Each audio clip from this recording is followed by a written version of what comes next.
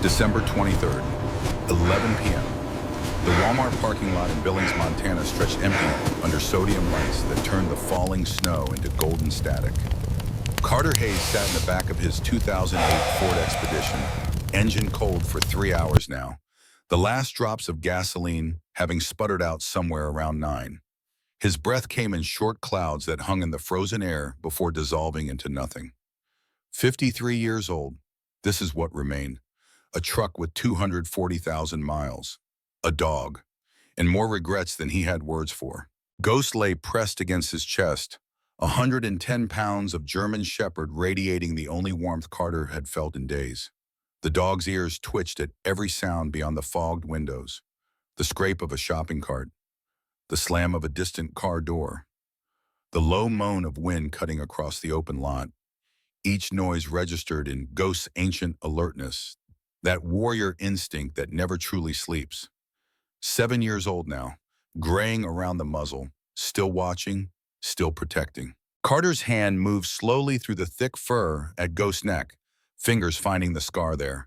3 inches long, shrapnel from Helmand Province, Afghanistan, 2009.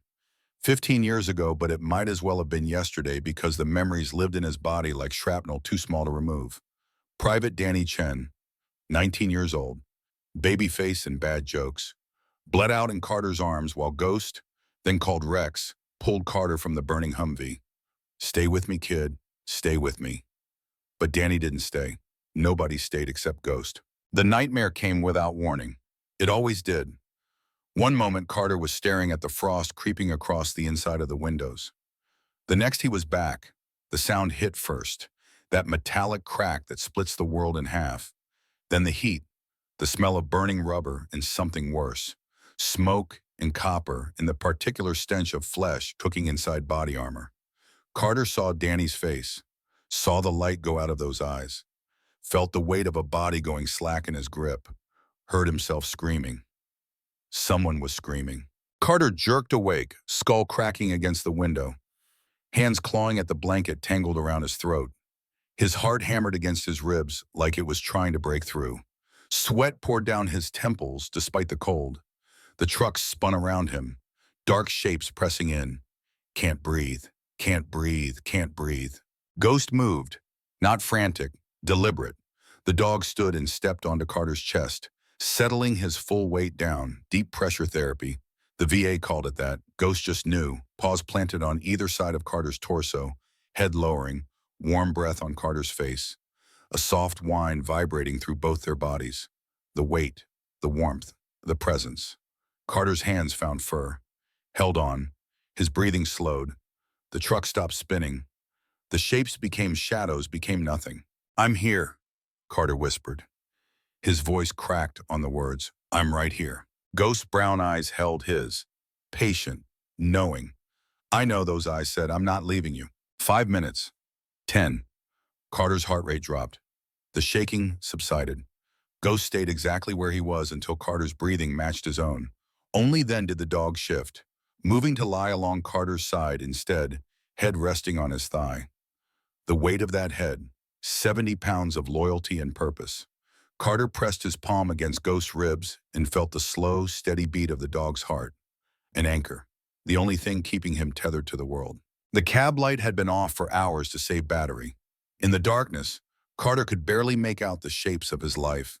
A milk crate holding clothes that hadn't been washed in 2 weeks.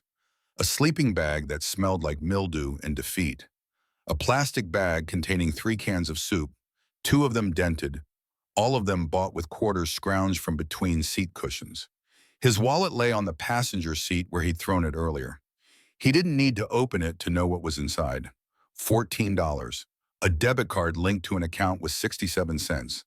An expired driver's license with an address he hadn't lived at in 18 months. On the dashboard, half buried under fast food napkins, sat the letter from the VA.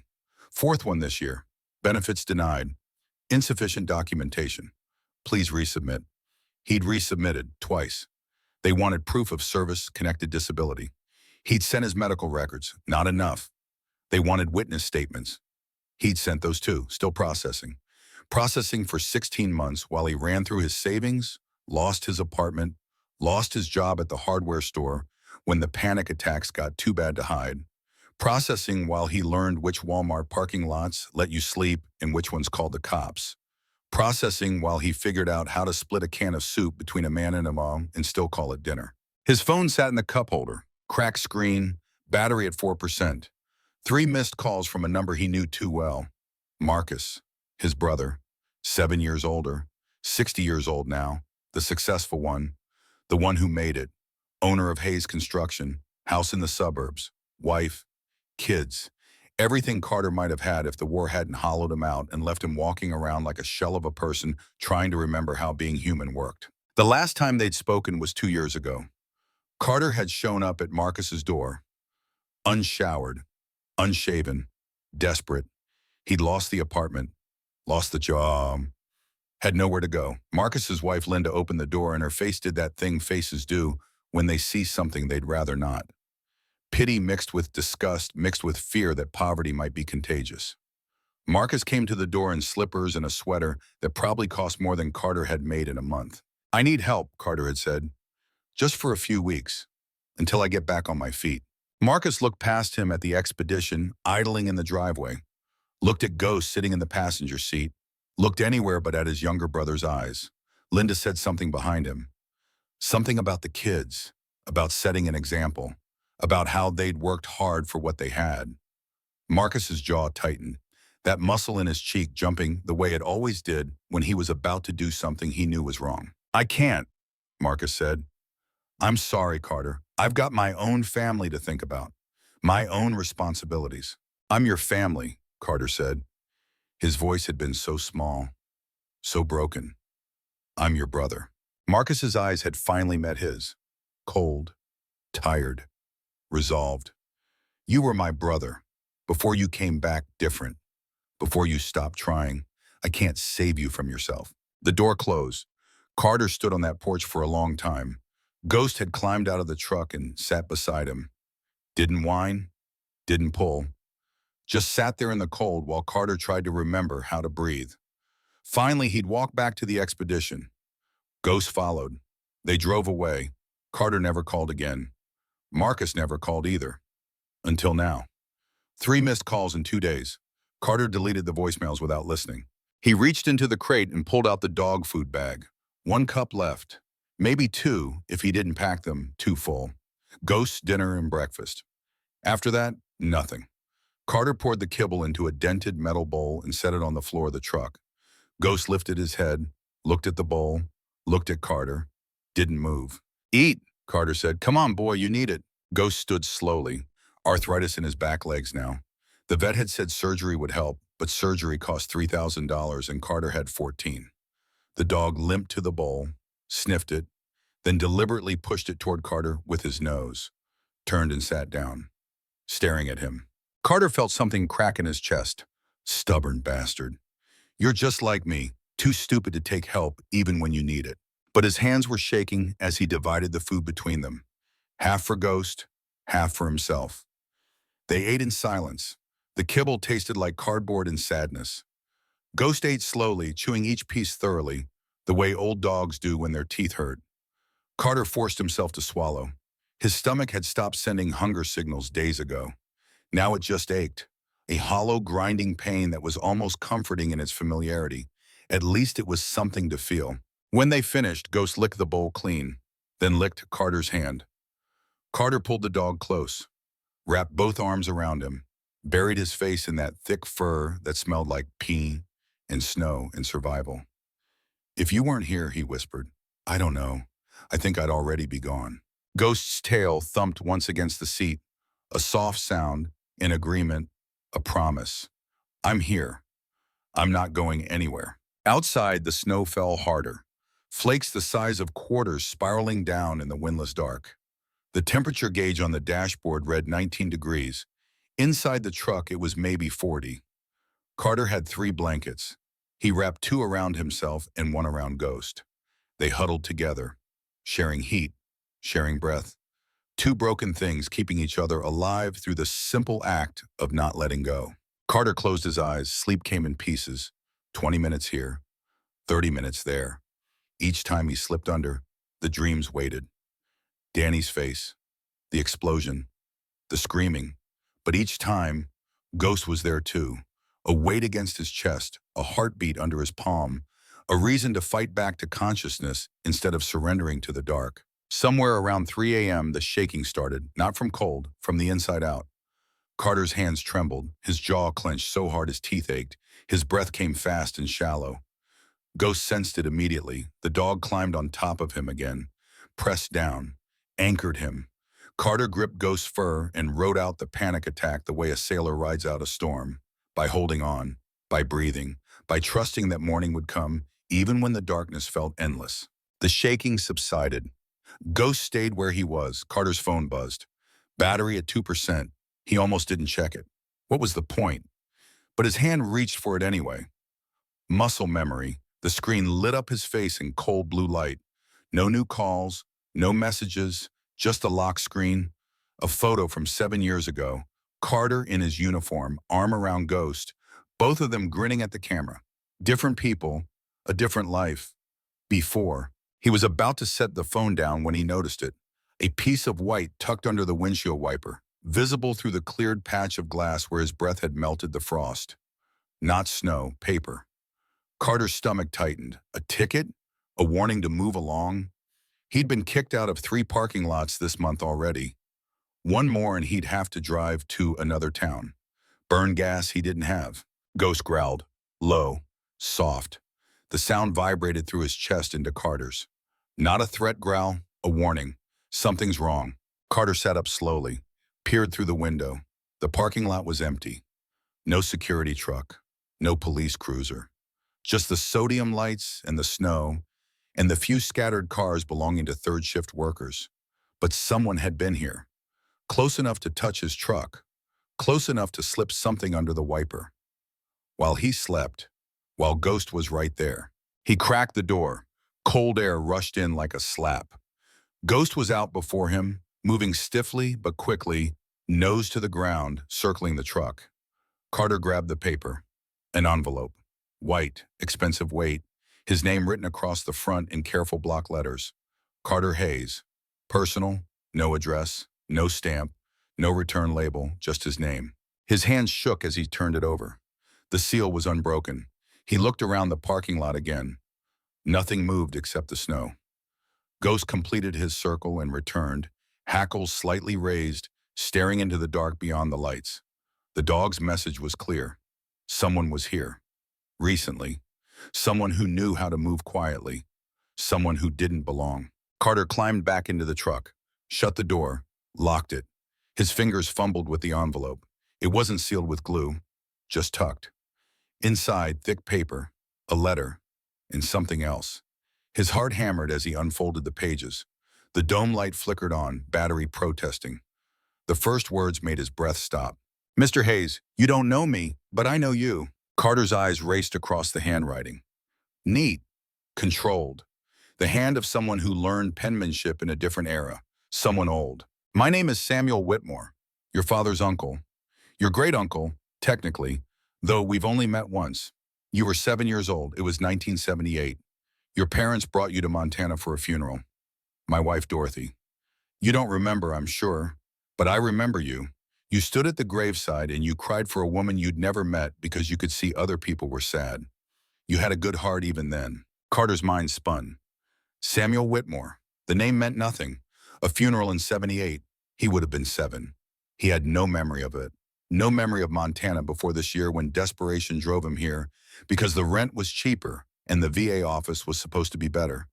No memory of an uncle named Samuel. I'm dying, Carter. Stage 4 lung cancer. The doctors give me 2 months, maybe less. I've been preparing.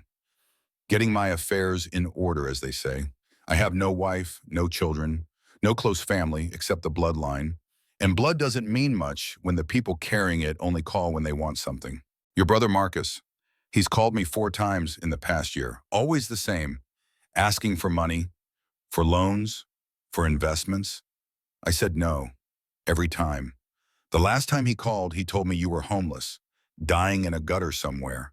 He said I should give him your inheritance so he could help you, so he could save you from yourself. I told him the truth, that there would be no inheritance for him, that everything I have goes to you.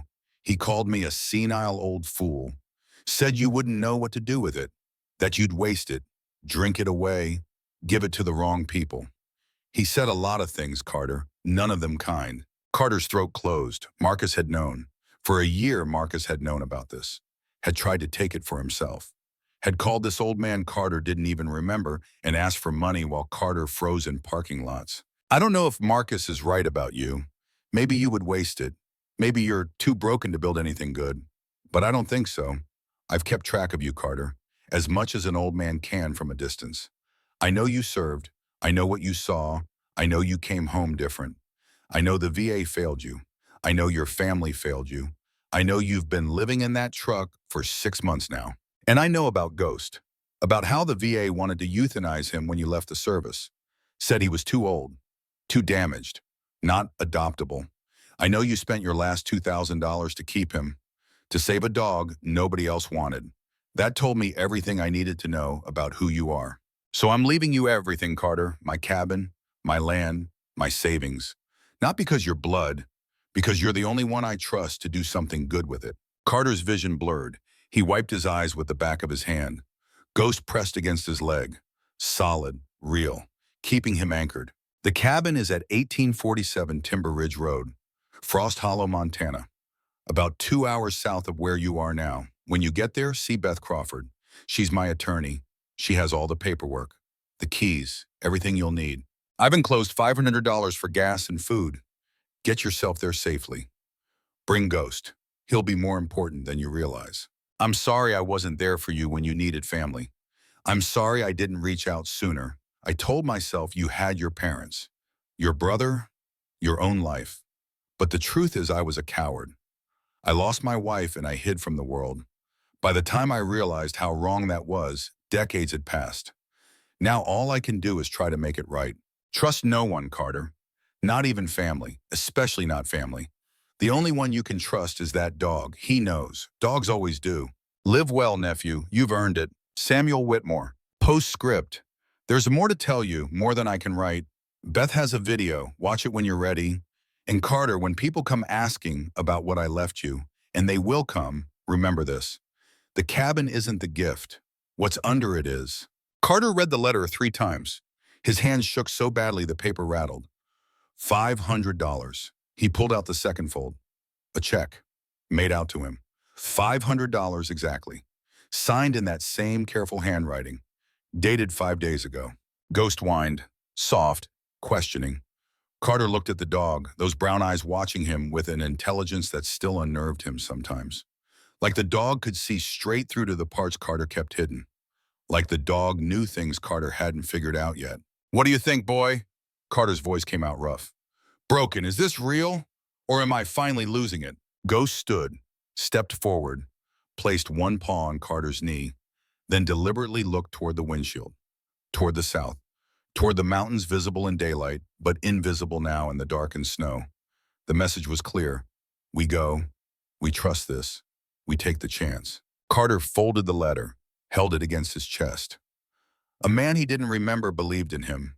A stranger who was family had watched him from afar and decided he was worth saving. It felt impossible. It felt like a trap.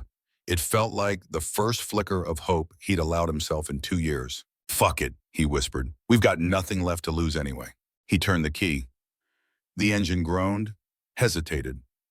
For one terrible moment, Carter thought it wouldn't start, thought he'd killed it by running it dry. But then it caught, coughed, roared to life. The fuel gauge sat on empty, but the engine ran. Maybe fumes, maybe a few tablespoons of gas left in the lines, maybe just the universe giving him one last chance. The clock on the dash read 4:17 a.m., December 24th, Christmas Eve. Carter had forgotten, or maybe he'd been trying to forget. Hard to care about holidays when you're trying not to freeze to death. He pulled out of the parking spot. The Expedition's tires crunched over frozen slush.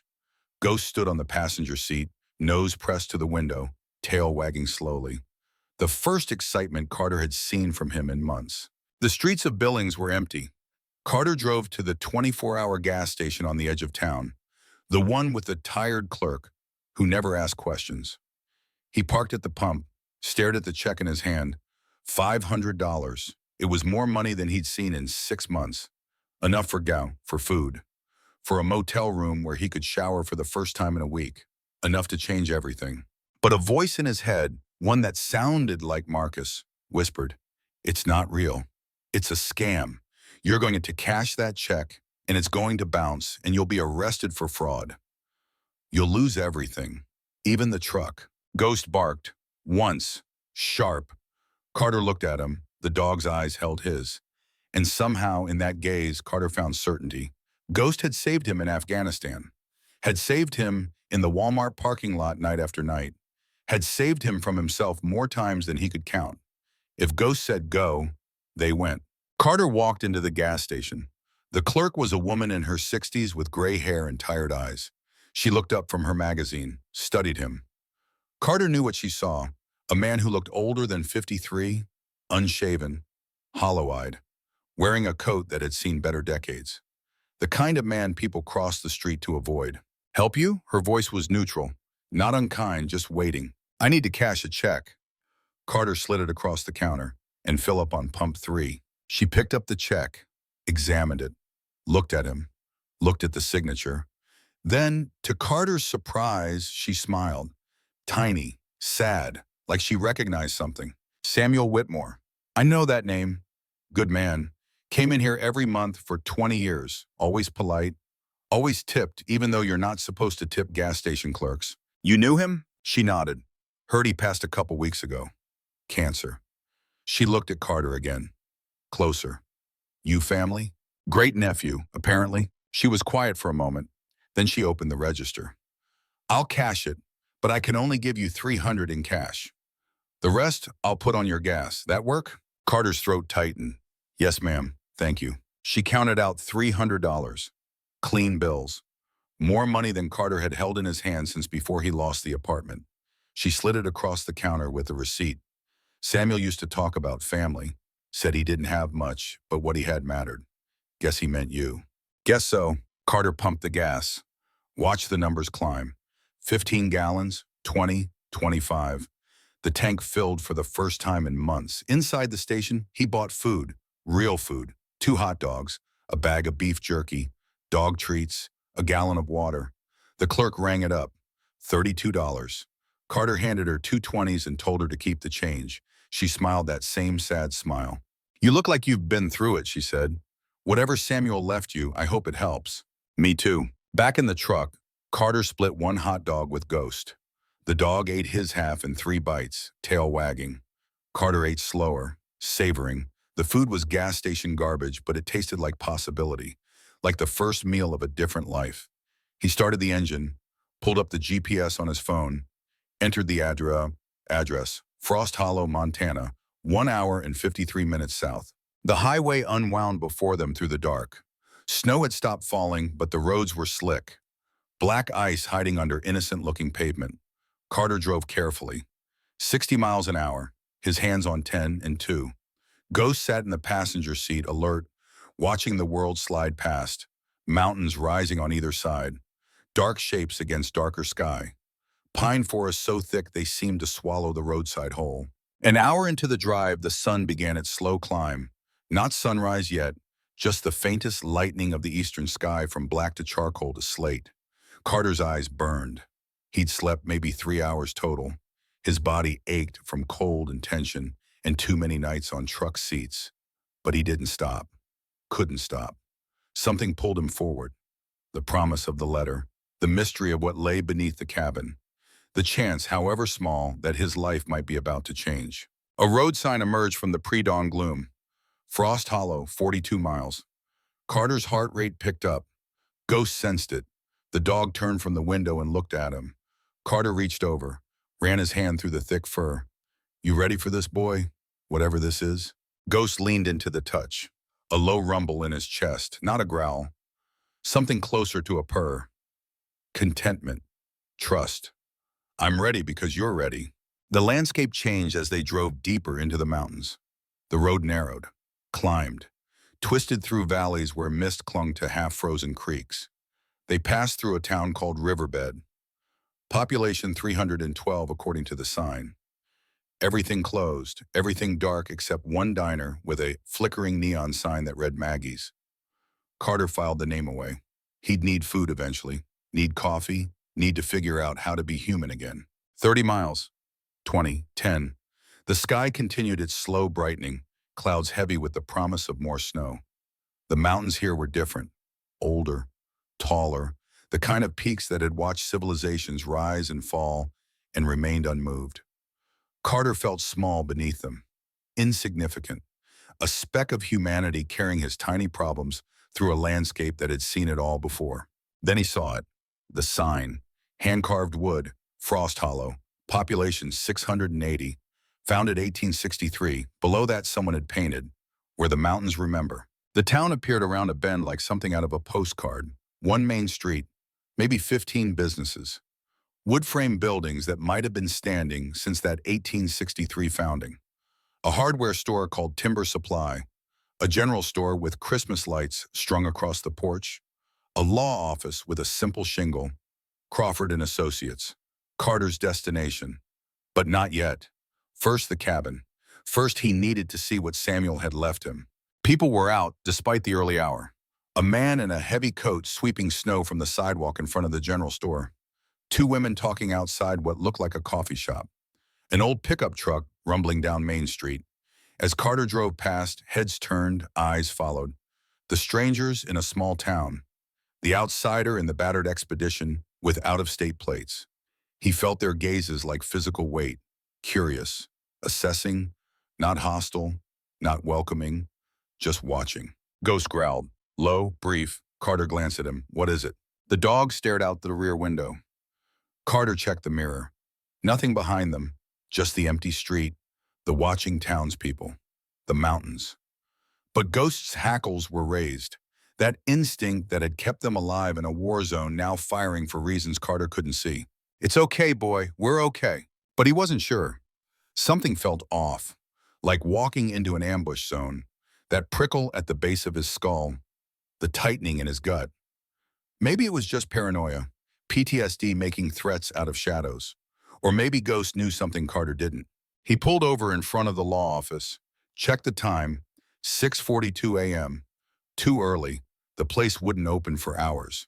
But taped to the inside of the glass door was a handwritten note. Carter Hayes, if you're reading this, I've been waiting for you. I'll be at the cabin at 9 a.m. The address is on the envelope. Don't go inside without me. There are things you need to know first. Beth Crawford. Carter's stomach nodded. Don't go inside. Why? What was in there, or under there, as Samuel's letter had hinted? What's under it is, under the cabin, something buried, something hidden, something valuable enough that Samuel spent his dying days making sure the right person found it. He pulled out the letter. Read the address again. 1847 Timber Ridge Road. He punched it into the GPS. 7.3 miles, 15 minutes away. He looked at the clock. 6:45. He had 2 hours to kill. 2 hours to sit with his thoughts and his fears and his hope that was still too fragile to trust. There's a diner back there, he said to Ghost. You hungry? Ghost's tail wagged, slow, cautious, but a wag nonetheless. Carter drove back to Maggie's. The neon sign buzzed. The parking lot held 3 vehicles, 2 trucks and a sheriff's cruiser. Carter almost drove past. Cops made him nervous. One more thing the war had left him with. Authority figures felt like threats. Uniforms felt like triggers. But his stomach growled, and he had cash in his pocket, and Ghost needed to eat something better than gas station hot dogs. He parked, cracked the windows. Ghost, you wait here. I'll bring you something. The dog whined, didn't want to be left, but he settled onto the seat, eyes fixed on the diner door. Watching, waiting, ready to come running if Carter needed him. Inside, the diner smelled like coffee and bacon and something baking. Cinnamon rolls, maybe. The warmth hit Carter like a wave. His skin prickled. His eyes watered. He hadn't been warm, truly warm, in so long. 3 people sat at the counter, 2 men in work clothes, 1 sheriff in uniform, 50s, solid build, gray at the temples. All 3 turned when the door opened. All 3 studied him. The woman behind the counter was Asian, 60-something, kind eyes. She smiled. Sit anywhere, hun. Coffee? Please, Carter said. His voice came out rough. He cleared his throat. Please. He took a booth by the window where he could see the truck. See Ghost.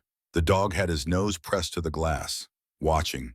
The woman brought coffee in a heavy ceramic mug, set it down gently. You just get into town? Yeah, about 10 minutes ago. Passing through or staying? Carter hesitated. I'm not sure yet. She nodded like she understood. Menus on the table. Breakfast special is eggs, bacon, hash browns, and toast. $7. I'll take it. And can I get some plain scrambled eggs and bacon to go? For my dog. Her expression softened. Of course. He in the truck? Yes, ma'am. Bring him in. It's cold. I don't mind. Carter felt something shift in his chest. That's okay. He's fine where he is.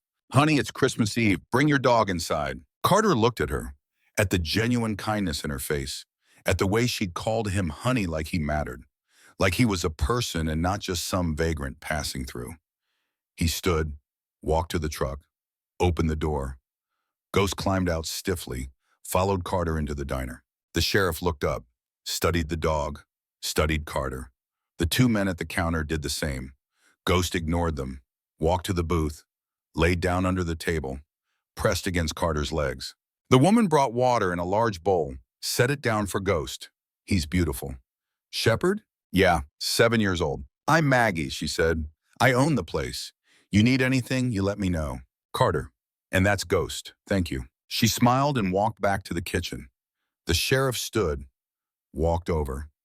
Carter tensed, but the man's face wasn't hostile, just curious, cautious. Morning, the sheriff said. I'm Tom Reeves. You the one Beth's been expecting? How did you know? Small town, word travels, plus you look like Samuel. Carter blinked. I do? Same eyes, same build. He was a good man. I'm sorry for your loss. I didn't really know him. Reeves nodded, sat down across from Carter without asking. Didn't invite himself so much as settled in like he had a right. But something about his manner was calm, steady, not a threat. Samuel helped me once, Reeves said. Long time ago. 92. I came back from the Gulf. PTSD was bad, real bad. I couldn't function, couldn't work, couldn't be around my family without scaring them. Samuel let me stay in his cabin for 6 months. Didn't charge me rent, didn't ask questions, just gave me space to put myself back together. Carter's throat tightened. He did that for a lot of people? 15 that I know of, maybe more. He never talked about it. But in a town this small, you hear things. You notice when the broken vet moves into Samuel's cabin and comes out 6 months later with a balm and a reason to live. Why are you telling me this? Because Beth's going to tell you what Samuel left you, and you're going to think it's charity, or a mistake, or something you don't deserve. I'm telling you it's not.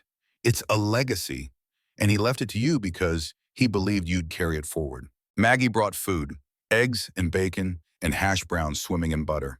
Toast cut into triangles, a second plate with plain eggs and bacon for Ghost. Carter set the plate on the floor. Ghost ate slowly, savoring each bite the way dogs do when food has been scarce. They ate in silence. Reeves sipped his coffee, watching, not in a threatening way, in the way of someone who'd been where Carter was and wanted to make sure he didn't fall. You staying in town? Reeves asked. I don't know yet. Cabin 7 miles out. Good land, quiet. Samuel took care of it. It'll take care of you if you let it. Carter pushed eggs around his plate. What if I'm not looking to be taken care of? Reeves smiled, sad, knowing. Then you're a liar. Everyone needs taking care of. The only question is whether you're brave enough to accept it. He stood, dropped a 20 on the table even though he hadn't ordered anything. Welcome to Frost Hollow, Carter. I hope you stay. After he left, Maggie refilled Carter's coffee. Don't mind Tom, he's protective of Samuel's memory. Seems like a lot of people are. Samuel earned it, she paused. You really his nephew? Great nephew. Then you've got friends here you don't even know yet. Give us a chance. Carter finished eating, paid with cash, left a $10 tip on a $12 bill. Maggie's eyes widened. That's too much. You gave my dog water and warmth on Christmas Eve. It's not enough. Outside, the sun had finally broken the horizon, pale light spilling across the mountains, turning the snow from gray to white to gold. Carter loaded Ghost into the truck. Checked the time, 8:20, 40 minutes until Beth arrived at the cabin. He could drive there now, wait, or he could drive the streets, learn the town, see what kind of place Samuel had called home. He drove, slowly. Frost Hollow revealed itself in pieces. The coffee shop called Mountain Brew. The tiny library with a bronze plaque that read, "Donated by Samuel Whitmore, 2003. The community center. The fire station. Everything small, everything close. The kind of town where everyone knew everyone, where secrets were impossible and privacy was a myth. At the far end of town, a church. White wood, tall steeple. The sign out front read Christmas Eve service, 7 p.m. All welcome. In the graveyard beside it, fresh flowers on several plots despite the snow. Carter slowed, read the headstones as he passed, names he didn't recognize, dates going back to the 1800s. And there, near a pine tree, a newer stone. Dorothy Whitmore, 1942 to 2006. Beloved wife. And next to it, fresh earth covered in snow. A temporary marker. Samuel Whitmore, 1946 to 2024. Rest now, old friend. Carter sat there for a long time, engine idling, staring at that grave. A man he didn't remember had been buried 2 weeks ago, had died out alone, had been lowered into frozen ground while Carter slept in a parking lot 100 miles away. And somehow that man had decided Carter was worth saving. Ghost whined, pushed his head into Carter's hand. A reminder, you're not alone. You've never been alone. Carter checked the time, 8:55. He put the truck in gear, followed the GPS out of town. Timber Ridge Road climbed into the mountains, paved for the first mile, then gravel, then dirt packed hard by winter. The trees grew thicker, denser, blocking out the sky. The road twisted, climbed, narrowed until it was barely wide enough for one vehicle. Carter's hands tightened on the wheel. This was trust. This was faith. Following a letter from a dead man into the wilderness on Christmas Eve because a dog said it was okay. Then the trees opened, and there it was. The cabin sat in a clearing surrounded by pines. 2 stories, log construction, dark wood that had weathered decades of mountain winters. A metal roof covered in snow, a stone chimney rising from the center, smoke curling from the top. Carter's breath caught. Smoke. Someone was here. Someone had built a fire. He parked. Ghost was out before the engine died. The dog circled the truck, nose to the ground, hackles rising, a growl building in his chest. Carter got out, moved to the porch, fresh boot prints in the snow, leading to the door, leading away. Someone had been here. Maybe was still here. The door was locked. Carter didn't have a key. Beth had said she would bring it, but the smoke meant someone was inside, or had been, recently. Ghost barked, sharp, urgent, ran to the porch steps, cawed at something. Carter followed, looked down. There, half buried in snow. A cigarette butt, Marlboro Red, still smoldering. Carter's training ticked in, the military instincts that never fully left. He scanned the tree line, looked for movement, for shapes that didn't belong, for threats. Nothing. But Ghost wouldn't stop growling. The dog stared into the woods, body rigid, ready. Then the sound of an engine, a vehicle approaching. Carter spun. A silver SUV emerged from the trees, pulled up next to his expedition. A woman got out, late 60s, gray hair pulled back, glasses, professional clothes under a heavy coat. She walked toward him with confidence. No fear, like she belonged here. Carter Hayes, she said. I'm Beth Crawford. I'm glad you made it. Someone's been here, Carter said. The fire, the tracks. Beth looked at the cabin. Her expression didn't change. I was here this morning. I lit the fire so it would be warm when you arrived. Samuel left instructions. The cabin should never be cold when someone comes home. And the cigarette? She frowned. What cigarette? Carter pointed. Beth walked over, studied it. Her face went tight. That's not mine. I don't smoke. She looked at the tree line, at the tracks, then at Carter. Someone else was here. Recently.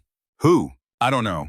But we need to get inside. Now, there are things you need to see, things you need to understand before anyone else knows you're here. She pulled a brass key from her coat. Old, heavy, the kind that opened locks built to last centuries. She unlocked the door. It swung open into darkness. Warm air rushed out. The smell of wood smoke and pine and something else. Something like history. Beth stepped inside. Carter hesitated. Ghost pressed against his leg. A reminder. We go together, we face it together. Carter took a breath, stepped across the threshold, and the door swung shut behind them with a sound like fate closing its fist. The cabin interior swallowed them in warmth and shadow. Carter's eyes adjusted slowly to the dim light filtering through shuttered windows. The fire in the stone hearth crackled and popped, casting dancing shadows across log walls that had stood for generations. The space felt larger than the exterior suggested. A main room with exposed beams overhead, a kitchen area to the left with a cast iron stove and hand-built cabinets, a wooden staircase climbing to a loft above. Everything solid, everything built to last. But what struck at Carter most was how lived in it felt. Not abandoned, not empty. A coffee mug sat on the table beside an open book, reading glasses folded on top, boots by the door, laces still tied like someone had just stepped out of them, a jacket hanging on a peg. The air held the faint scent of pipe tobacco and old paper and something that might have been Samuel himself, the presence of a man who'd left but not quite departed. Ghost entered cautiously, nose working overtime, taking in scents Carter couldn't detect. The dog moved through the space in a careful grid pattern, the way he'd cleared buildings in Hellman, checking corners, checking shadows, making sure they were alone. After a full circuit, he returned to Carter's side, sat, waited. The message clear: we're safe, for now. Beth closed the door behind them, locked it. The sound of the deadbolt sliding home felt final. She moved to the windows and pulled the curtains closed, each one methodically, like she'd done this before, like she knew the ritual. "Why are you closing the curtains?" Carter's voice sounded too loud in the quiet space. Beth turned. Her face had lost its professional warmth. Now she looked tired, worried, old, because whoever left that cigarette might still be watching. And what I'm about to show you, they can't see. Not yet. Maybe not ever. She gestured to the table. "Sit, please. This is going to take a while." Carter sat. Ghost lay at his feet, heavy, grounding. Beth disappeared into the kitchen, returned with 2 cups of coffee. Real coffee. Fresh. The smell alone made Carter's mouth water. She set one in front of him, sat across from him, wrapped both hands around her own mug like she needed the warmth. "Samuel talked about you," she said, "more than you might think. Every year on your birthday, he'd call me, tell me how old you were, wonder what you were doing, if you were happy, if you were safe. I didn't know he existed until yesterday. He knew. That was enough for him." She sipped her coffee, looked at him over the rim. "You look like him. Same jaw, same eyes. He would have been proud to see you sitting here." Carter's throat tightened. He didn't know me. How could he be proud? Because he knew what mattered. Not what you'd accomplished, what you'd survived. She set down her cup, leaned forward. "Carter, I need to ask you something, and I need you to be honest. Why did you come here? The letter said I inherited something. But why did you come? Really, what are you hoping to find?" Carter looked at his hands. Calloused, scarred. The hands of someone who'd worked hard and had nothing to show for it. "I don't know. A roof, maybe? A place where I don't have to sleep with one eye open. A reason to believe I'm not completely broken. And if I told you Samuel left you more than a roof, more than a place to sleep, what would you say?" "I'd say I don't know if I can handle more. This is already too much." Beth smiled, sad, understanding. "Samuel said you'd say something like that." She stood, walked to the bookshelf, ran her fingers along the spines until she found what she was looking for. A leather-bound journal. Worn, used. She brought it back to the table, opened it to a page marked with a faded ribbon. "This is Samuel's journal. He kept it for 40 years. She turned it so Carter could see. The handwriting was the same as the letter. Careful at first, growing shakier toward the end. "Read this entry, April 10th, 1985. Carter pulled the journal closer. The page was dated exactly as Beth said. The ink had faded to brown. He read aloud slowly, his voice catching on certain words. "Dorothy has been gone 7 years today. The grief doesn't fade. It changes shape, becomes something I carry rather than something that carries me. Today I decided what to do with everything we built. The cabin, the land, the savings. I won't give it to family who only call when they want something. I'll give it to someone who needs it, someone who will use it to help others the way Dorothy always wanted. Carter stopped, looked up. Beth nodded for him to continue. I've been watching Carter. James's grandson. He's 10 years old now. His parents don't know I watch. I drive to Billings twice a year, sit outside their house, just to see him play in the yard, to make sure he's okay. Last week I saw him give his lunch to another kid, watched him stand up to bullies twice his size to protect someone smaller. He has Dorothy's heart. If he grows up to be half the man I think he will, everything goes to him. Carter's vision blurred. He wiped his eyes, ghost shifted, pressed harder against his legs. There are more entries, Beth said softly. Dozens, tracking your life from a distance, your graduation, your enlistment, your deployment, your struggles when you came back. He knew Carter. He knew everything. Then why didn't he reach out? Why didn't he help when I needed it? Because he was afraid. She turned more pages, stopped at another entry, read it yourself. June 3rd, 2022. Carter read silently this time. The words cut deeper without voice. I saw Carter today, outside the VA office in Billings. He looked so thin, so tired. I almost went to him, almost introduced myself. But what would I say? I'm the uncle who watched you suffer from afar and did nothing. I'm the coward who let you sleep in your car while I had an empty cabin and a full bank account. He would hate me. He should hate me. So I went home, and I started preparing, making sure that when I'm gone, he gets everything. It's too late for me to save him in person, but maybe I can save him in death. Carter closed the journal, pushed it away. His hands were shaking. Ghost stood, climbed into his lap, all 110 pounds, pressing down, anchoring. Carter buried his face in the dog's fur, breathed, just breathed. I'm sorry, Beth said. I know this is a lot. He watched me fall apart. Could have helped. Didn't. He was human, flawed, scared, like all of us. That doesn't make it okay. No, but it makes it real. She reached across the table, placed her hand over his. He did what he could with the courage he had, and what he's left you, it's not just an apology, it's a mission. Carter looked up. What do you mean? Beth stood, walked to the fireplace, ran her hand along the mantel, smooth wood worn by decades of touch. Samuel helped 15 veterans over 30 years, gave them this cabin as a place to heal. Never charged rent, never asked questions, just gave them space and time and the knowledge that someone believed they were worth saving. She turned, looked at Carter with eyes that had seen too many broken men. He wanted you to continue that, to turn this place into something permanent, a sanctuary, a home for those who have nowhere else to go. I can barely take care of myself. How am I supposed to help others? The same way Samuel did, one day at a time, one person at a time, with the resources he left you. What resources? This cabin? Beth's expression changed, became careful, guarded. The cabin is the smallest part. Come with me. She walked to the fireplace, knelt beside the hearth. Ghost's ears perked up. The dog jumped down from Carter's lap, trotted over, sat beside Beth, watching, waiting, like he knew what came next. Beth ran her fingers along the stone base, counting, measuring. Then she pressed. Carter heard a soft click, a sound of old mechanisms engaging. The dog barked once, sharp, excited. What did you just do? Beth stood, backed away. Watch. The largest stone in the hearth, a flat slab that Carter had assumed was purely decorative, began to move.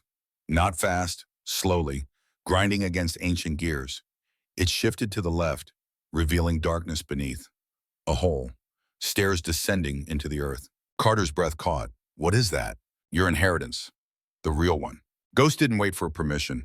The dog moved to the opening, sniffed, then started down the stairs, confident, like he'd done this before, like some deep instinct told him this was safe. This was right. Carter stood, walked to the opening, peered down. Stone steps disappeared into blackness. Cold air rose from below. Not damp, not musty, just cool and still. The air of a space that had been sealed for a long time. Beth handed him a flashlight, heavy, industrial. The beam cut through the darkness like a blade. I'll go first. Stay close. Watch your step. Some of the stones are uneven. She descended. Carter followed. Ghost between them. The stairs were narrow, carved directly into bedrock. 32 steps. Carter counted without meaning to. Old habits. Always count the exits. Always know the way out. At the bottom, Beth reached for something Carter couldn't see. A switch. Light flooded the space. Carter froze. They stood in a chamber, 20 feet by 15, 8 feet high. The walls were smooth stone. The floor was concrete, recently poured from the look of it. Along the walls sat 8 metal trunks, military surplus, Vietnam era, each one stenciled with the same initials. S.W. Samuel Whitmore. In the center of the room stood a wooden desk, papers stacked neatly, an old television and VHS player, and against the far wall a locked steel box, modern, expensive, with a blinking red light that indicated power. Ghost moved through the space, sniffing each trunk, tail wagging slowly. The dog seemed calm, curious, not alarmed. Carter trusted that, trusted Ghost's instincts more than his own. What is all this? Your uncle's life savings, his legacy, his plan. Beth walked to the first trunk, opened it. Inside, Carter saw papers. Lots of papers. Certificates. She pulled one out, handed it to Carter. Stock certificate, Apple Computer Incorporated, 1,000 shares, purchased 1984. Carter stared at the paper, his hands trembled. This is worth about $400,000 now. She opened another trunk. Microsoft, 2,000 shares, purchased 1986. She moved to a third. Amazon, 500 shares, purchased 1997. How much? Carter's voice barely worked. How much total? Beth's face was serious, sympathetic. The stocks alone are worth approximately $4.2 million. She gestured to 2 more trunks. Those contain gold. Bars purchased in the 1970s when prices were low. Current value about $3.8 million. Carter sat down hard on the concrete floor. Ghost immediately came to him, pressed against him. Solid, real, the only thing in the world that still made sense. $8 million. The words from Samuel's letter. But Carter had thought it was exaggeration, a figure of speech, not literal truth. There's more, Beth said quietly. The land. Your uncle owned 47 parcels across Montana, bought quietly over 40 years, most of it mountain property. Untouchable, but valuable, very valuable. Total worth, another $22 million. The room spun. Carter put his head between his knees, breathed. Ghost whined, licked his face, pushed against him. Beth knelt beside them, put a hand on his shoulder. I know this is overwhelming. Overwhelming? Carter laughed. A broken sound. I was sleeping in my truck last week, wondering if I'd freeze to death before I starved. Now you're telling me I'm worth $30 million? You were always worth more than that. Now you just have the means to prove it. Carter looked up, tears streaming down his face. He didn't bother wiping them. Why? Why me? I never did anything for him. I didn't even know him. Beth sat on the floor beside him, crossed her legs like a much younger woman, took off her glasses, cleaned them on her sleeve. Because you saved a day nobody else wanted. Because you gave your lunch to homeless people when you barely had food yourself. Because when you had nothing, you still chose kindness. Samuel saw that, and he knew that's the kind of person who could be trusted with wealth. Not to hoard it, but to share it. Ghost barked. Not at them, at the steel box against the wall. The dog walked over, sniffed it, barked again, insistent. What's in there? Carter asked. Beth stood, walked to the box. I don't know. Samuel said it required 2 keys. One is the combination lock. The code is your birthday, month, day, year. The other key, he left with me. To be used only when you were ready. She pulled a small brass key from her pocket. Are you ready? I don't know what I am. Then let's start with what Samuel wanted you to see first. She moved to the desk, picked up a VHS tape, handwritten label. For Carter. December 2024. Play first. She loaded it into the player, turned on the television. Static filled the screen. Then an image resolved. Samuel Whitmore sat in a chair. This very room visible behind him. He looked old, sick, oxygen tube in his nose. But his eyes were clear, sharp, focused. He looked directly into the camera, directly at Carter across time and death. Carter, if you're watching this, I'm gone. Good, I was tired. The voice was rough but strong, determined. You don't know me, but I know you. I've watched you your whole life. Watched you become a man. Watched you go to war. Watched you come home broken. Watched you survive when you had every reason to give up. Carter's throat closed. He couldn't look away. Your brother Marcus, Samuel continued, called me 4 times this year. Always the same story. You're homeless, dying, wasting away. He said I should give him your inheritance so he could help you, so he could save you. Samuel leaned forward, anger flashing in those dying eyes. I told him to go to hell, told him if he cared about you, he would have helped you himself. But he didn't want to help you. He wanted to help himself. The image flickered. Samuel coughed, took a moment, continued. So I waited. Waited until I knew my time was close. Then I made sure everything went to you. Not because you're blood, because you're good. And good men with resources can change the world. His expression softened. I'm leaving you $8 million in liquid assets, $22 million in land. But that's not the gift, Carter. The gift is purpose. He gestured to the room behind him. This cabin saved 15 men over 30 years, gave them a place to heal when the world had given up on them. I want you to do the same, but bigger, better. Use the money to build a real facility, a lodge, a sanctuary, a place where veterans can come and remember they're human. They're worthy. They're not alone. Samuel's eyes filled with tears.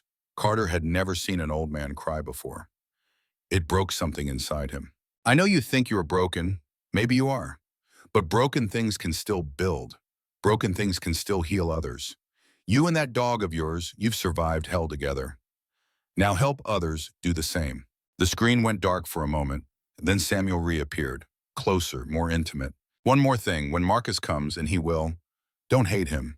He's weak, desperate, but he's still your brother. You don't have to give him money, but maybe give him a chance to earn back his humanity. We all need that chance. The tape ended. Snow filled the screen. Beth turned it off. The silence in the room felt massive, heavy. Carter sat there, ghost in his lap, tears running down his face. He didn't make a sound, just cried, quietly, the way men do when they've held everything in for too long. Beth gave him time. Finally, she spoke. There's more on that tape. Instructions, advice, contact information for people who can help. But that's the core message. Build something. Help people. Live. Carter wiped his face, looked at the trunks, the wealth, the responsibility. I don't know how. You'll learn. Same way you learn to survive, one day at a time. Ghost climbed off his lap, walked to the steel box again, barked, scratched at it with one paw. Beth smiled. Your dog is very insistent. What do you think is in there? I genuinely don't know. Samuel wouldn't tell me, said you'd understand when you saw it. Carter stood, walked to the box. It was about 3 feet tall, 2 feet wide, heavy. He knelt beside it. The combination lock glowed softly in the dim light. Digital, modern. He entered his birthday, 04151971. The lock beeped. Green light. Click. Beth inserted her key, turned it. The box opened. Inside, more papers, but not stock certificates. Documents. Carter pulled out the first one. A deed. Property in Billings. 8 acres. Industrial zoning. He looked at Beth. What is this? She took it. Read it. Her eyes widened. This is the old Patterson warehouse district. Been abandoned for 20 years. But its prime location, worth millions if developed. Why did Samuel have this? Keep looking. Carter pulled out more. Deeds to properties all over Montana, Missoula, Helena, Great Falls. Some residential, some commercial. All valuable, all held in a trust. The Samuel Whitmore Veterans Trust, with Carter Hayes listed as sole trustee and beneficiary. Beneath the deeds, photographs, old ones, Polaroids from the 70s and 80s, Samuel standing with men in military uniforms, some young, some old, all looking lost, broken, and then more photos. The same men, months or years later, smiling, healed, working, living. On the back of each photo, Samuel had written names and dates. Tom Reeves, 1992, arrived broken, left whole. David Martinez, 2003, suicidal on arrival, married with kids now. 15 men, 15 lives, 15 miracles Samuel had quietly performed in this cabin. At the bottom of the box, a letter, sealed, Carter's name on the envelope. He opened it with shaking hands. Carter, by now you know what I'm asking.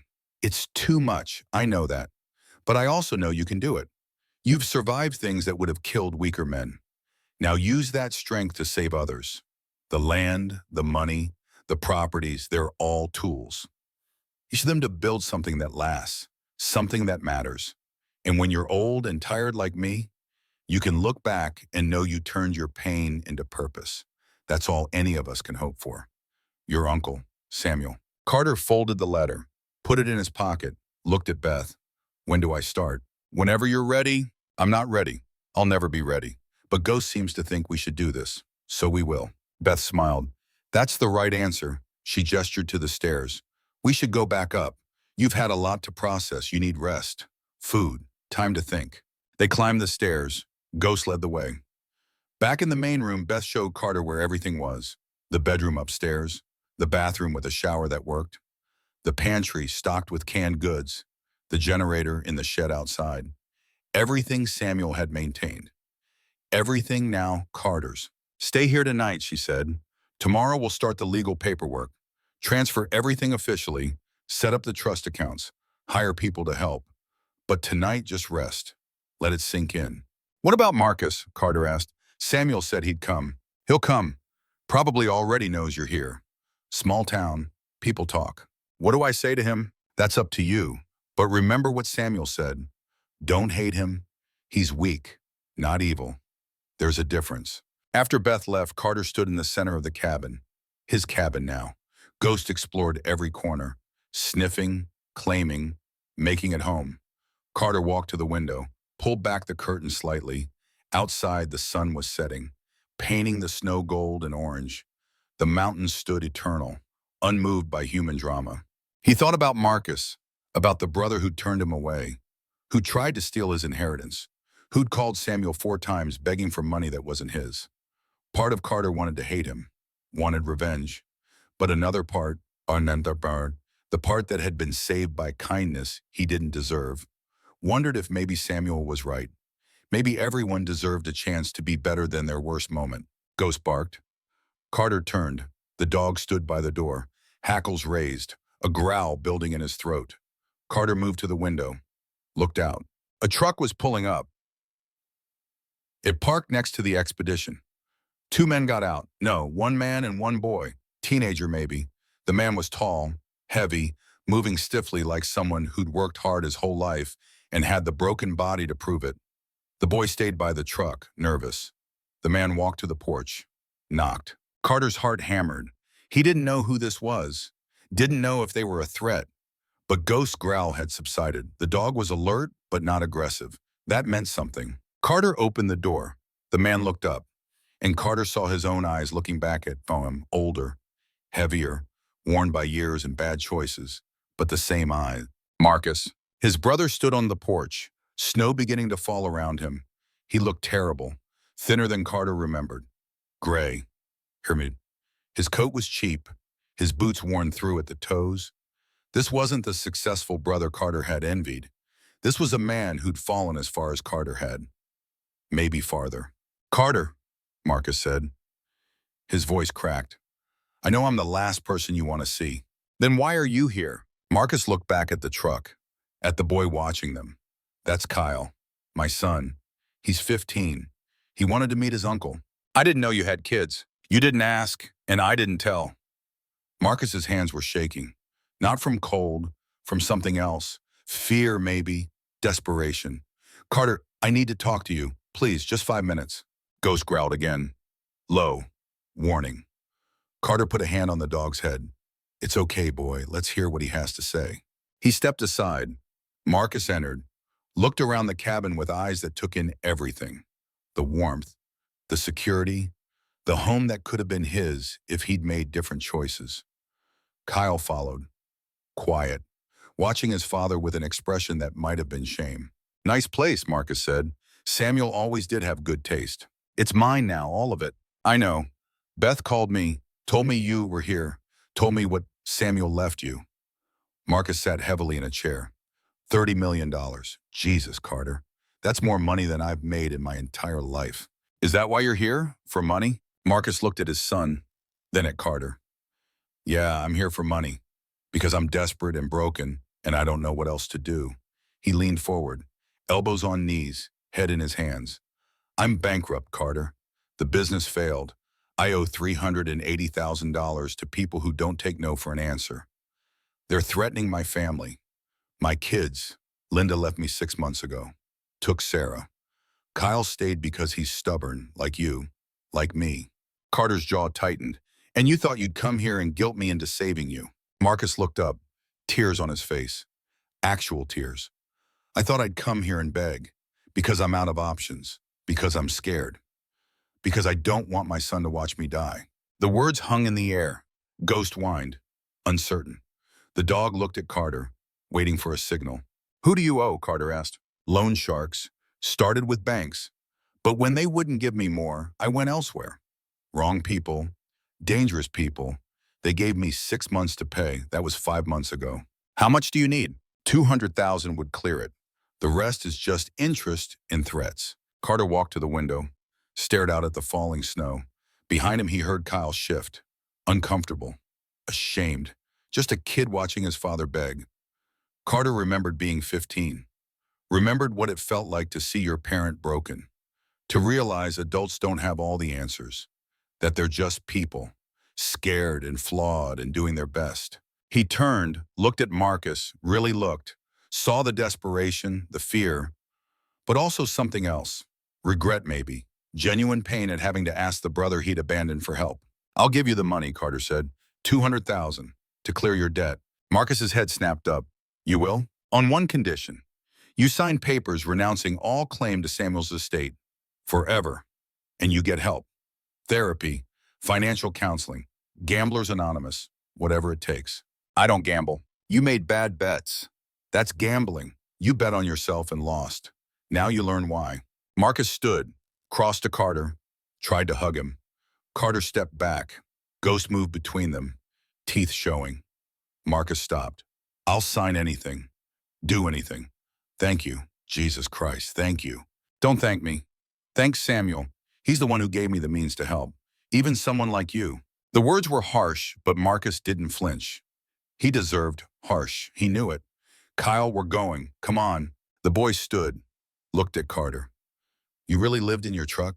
Yeah. And now you're giving Dad $200,000? Yeah. Why? Carter looked at Ghost. The dog sat calmly now, watching. Because someone gave me a chance I didn't deserve. Figured I should pass it along. After they left, Carter sat by the fire. Ghost curled at his feet. The dog's breathing was slow and steady. Peaceful. Carter stroked his fur, felt the warmth, the trust, the unconditional loyalty that had kept him alive. You think I did the right thing? Giving Marcus money? Ghost's tail thumped once. Soft. Yes. Carter smiled. You're probably smarter than both of us. He thought about tomorrow, about the legal paperwork, the trust, the plan to build something that mattered. It felt impossible. Too big. But then he thought about the 15 men in those photographs, broken when they arrived, whole when they left. If Samuel could do it alone, maybe Carter could do it with help. His phone buzzed. Battery almost dead. A text from Beth.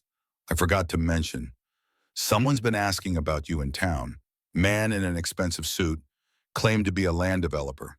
Wanted to know who inherited Samuel's property. Thought you should know. Carter's stomach tightened. A developer. That explained the cigarette, someone watching the cabin, waiting to see who would claim it, waiting to make an offer or a threat. He texted back. What did you tell him? Nothing. But he'll find out. Everyone will. You need to be careful, Carter. Samuel turned down a lot of money from a lot of powerful people.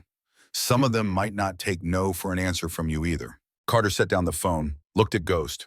The dog's eyes were open now, alert, watching the door. Looks like we've got problems coming, boy. Rich people who want what we have. Family who needs saving. A mission that might be too big for broken people like us. Ghost stood, walked to the door, sat facing it, on guard, ready. Carter smiled. But we'll face it together, like always. Outside, the snow fell harder. The wind picked up. Somewhere in the darkness, people were watching, waiting, planning. But inside the cabin, a fire burned. A man and a boy sat together. And for the first time in years, Carter Hayes felt something he'd almost forgotten. Hope. Fragile. Uncertain. But real. The ghosts of his past still haunted him. But maybe, just maybe, he could build a future anyway. Morning came with hesitation, like the sun itself wasn't sure it wanted to rise over Frost Hollow. Carter woke in the upstairs bedroom of the cabin, in a real bed for the first time in 6 months. The mattress had cradled his body through the night. No metal pressing into his ribs, no constant shifting to find warmth, just softness and silence, and the steady weight of ghosts stretched across his feet like a living blanket. For a moment, Carter didn't move. He lay there staring at the rough-hewn beams overhead, trying to convince himself this wasn't a dream, that he wouldn't blink and find himself back in the expedition with frost on the windows and emptiness in his stomach. Ghost stirred, lifted his gray muzzle. Those brown eyes found Carter's in the pale morning light filtering through the curtains. The dog's tail thumped once against the quilt. A greeting, a reassurance. We're still here. This is real. Carter sat up slowly. His body ached, but differently now. Not the deep bone weariness of survival, just the stiffness of muscles finally allowed to rest. He walked to the window, pulled back the curtain. Snow had fallen through the night. Fresh powder covered the clearing in unmarked white. The pines stood sentinel around the property, their branches heavy with winter's weight. Smoke curled from chimneys in distant cabins barely visible through the trees. Other lives, other stories. But this one, this small piece of Montana, belonged to him now. The weight of that pressed down like ghost on his chest during a panic attack. $30 million. 15 men saved. A legacy Samuel had built in silence and solitude. And somehow, impossibly, Carter was supposed to continue it. A man who couldn't even save himself 2 weeks ago. Ghost padded to the door, whined softly, nature calling. Carter dressed quickly, the same clothes he'd worn for days. Jeans with holes in the knees, a flannel shirt that had seen better winters, a coat held together more by habit than thread. He needed new clothes, needed a shower, needed to figure out how to be a person again instead of just a ghost haunting his own life. Downstairs, he let Ghost out into the snow. The dog bounded through the drifts with the enthusiasm of youth despite his 7 years and arthritic hips. Carter stood on the porch watching. The cold bit at his face. Clean, sharp. Montana winter air that tasted like pine and possibility. In the distance, an engine rumbled. Getting closer. Carter's shoulders tensed. Ghost heard it too. The dog stopped mid-play, trotted back to the porch, positioned himself between Carter and the approaching sound. Protecting, always protecting. A silver SUV emerged from the tree line. Beth Crawford. Carter exhaled. Not a threat. Just the beginning of the day he'd been dreading since he fell asleep. The day everything became official. Real. Irrevocable. Beth stepped out carrying 2 paper cups of coffee and a manila folder thick with documents. She looked older in the morning light. Tired. Like she'd been up all night preparing for this. Her smile was genuine, but carried concern around its edges. Thought you might need this, she said, handing him a coffee. Black. Strong enough to strip paint. Carter took it. The warmth bled through the paper into his cold fingers. Thank you. How'd you sleep? Like someone who forgot what beds were for. That'll change. She glanced at Ghost. How's he doing? Better than me. He always is. They went inside. Beth spread papers across the kitchen table. Deeds, trust documents, transfer forms, a sea of legalese that might as well have been written in Mandarin for all Carter understood. But Beth walked him through it. Patient, methodical, explaining each signature, each implication. The Samuel Whitmore Veterans Trust. Carter Hayes, sole trustee. Full discretionary power over assets totaling $30.2 million pending final valuations. You understand what this means? Beth asked. You can't just walk away. This is a legal responsibility, a fiduciary duty. Carter stared at his name typed neatly on the documents. It looked foreign, like it belonged to someone else. Someone competent. Someone who had their life together. I understand. Do you? Because once you sign, there will be people who want things from you. Money, access, favors. You'll have to say no. A lot. That's harder than it sounds. I've been saying no to myself for 2 years. Saying it to strangers can't be worse. Beth's expression softened. Maybe not, But don't underestimate how guilt works, especially on good people. Ghost laid his head on Carter's knee. The familiar weight, the anchor. Carter signed. Each document, each page. His hand steady despite the enormity. When he finished, Beth gathered the papers, slipped them into her briefcase with the finality of a closing door. "Congratulations," she said. "You're officially a very wealthy man." "I don't feel wealthy. I feel terrified." "That's how you know you're the right person for this." She paused. "There's something else. I got a call this morning from a reporter. Billings Gazette. They're running a story tomorrow. Homeless veteran inherits millions. It's a good angle. Human interest. They want an interview." "No, Carter, this could help. Public support for what you're trying to build." "I'm not trying to build anything yet. I don't even know what I'm doing." "Then tell them that. Tell them you're figuring it out. People respect honesty. People respect success. I've got nothing to show them except a lifetime of failure and a dog." Ghost huffed, offended. Carter scratched behind his ears. Present company excluded. Beth stood, packed her briefcase. "The offer stands. Think about it. Visibility isn't always a bad thing." She moved toward the door. Stopped. "Oh, one more thing. That man asking about you, the developer. His name is Garrett Kane. He owns half the valley. Tried to buy Samuel's land for years. Offered $2 million cash 5 years ago. Samuel told him to go to hell." "What does he want with it?" "Mining rights. There's a geological survey from the 80s that suggested rare earth deposits under this mountain. Nothing confirmed, but if it's there, it's worth billions." Carter's stomach dropped. "So the cabin, the land, it's all sitting on top of a potential gold mine? Maybe. Maybe not." The survey was inconclusive. But Kane thinks it's there, and men like Kane don't give up easily. After Beth left, Carter sat alone at the table. Ghost at his feet, the coffee gone cold in his hands. Rare earth minerals, billions of dollars. Suddenly, 30 million seemed quaint. Suddenly, the cigarette butt on the porch made more sense. Kane hadn't just been watching. He'd been evaluating, calculating, waiting to see if the new owner would be easier to persuade than the old one. His phone buzzed, a number he didn't recognize. He almost didn't answer, but something, maybe just the need for distraction, made him pick up. "Mr. Hayes?" A woman's voice. Professional, clipped. "This is Jennifer Marks from the Billings Gazette. I'm hoping to speak with you about your recent inheritance." "I'm not interested. I understand this is overwhelming. But your story, it's inspiring. A homeless veteran given a second chance. Our readers would love to hear how you're planning to use this opportunity." "There's no story."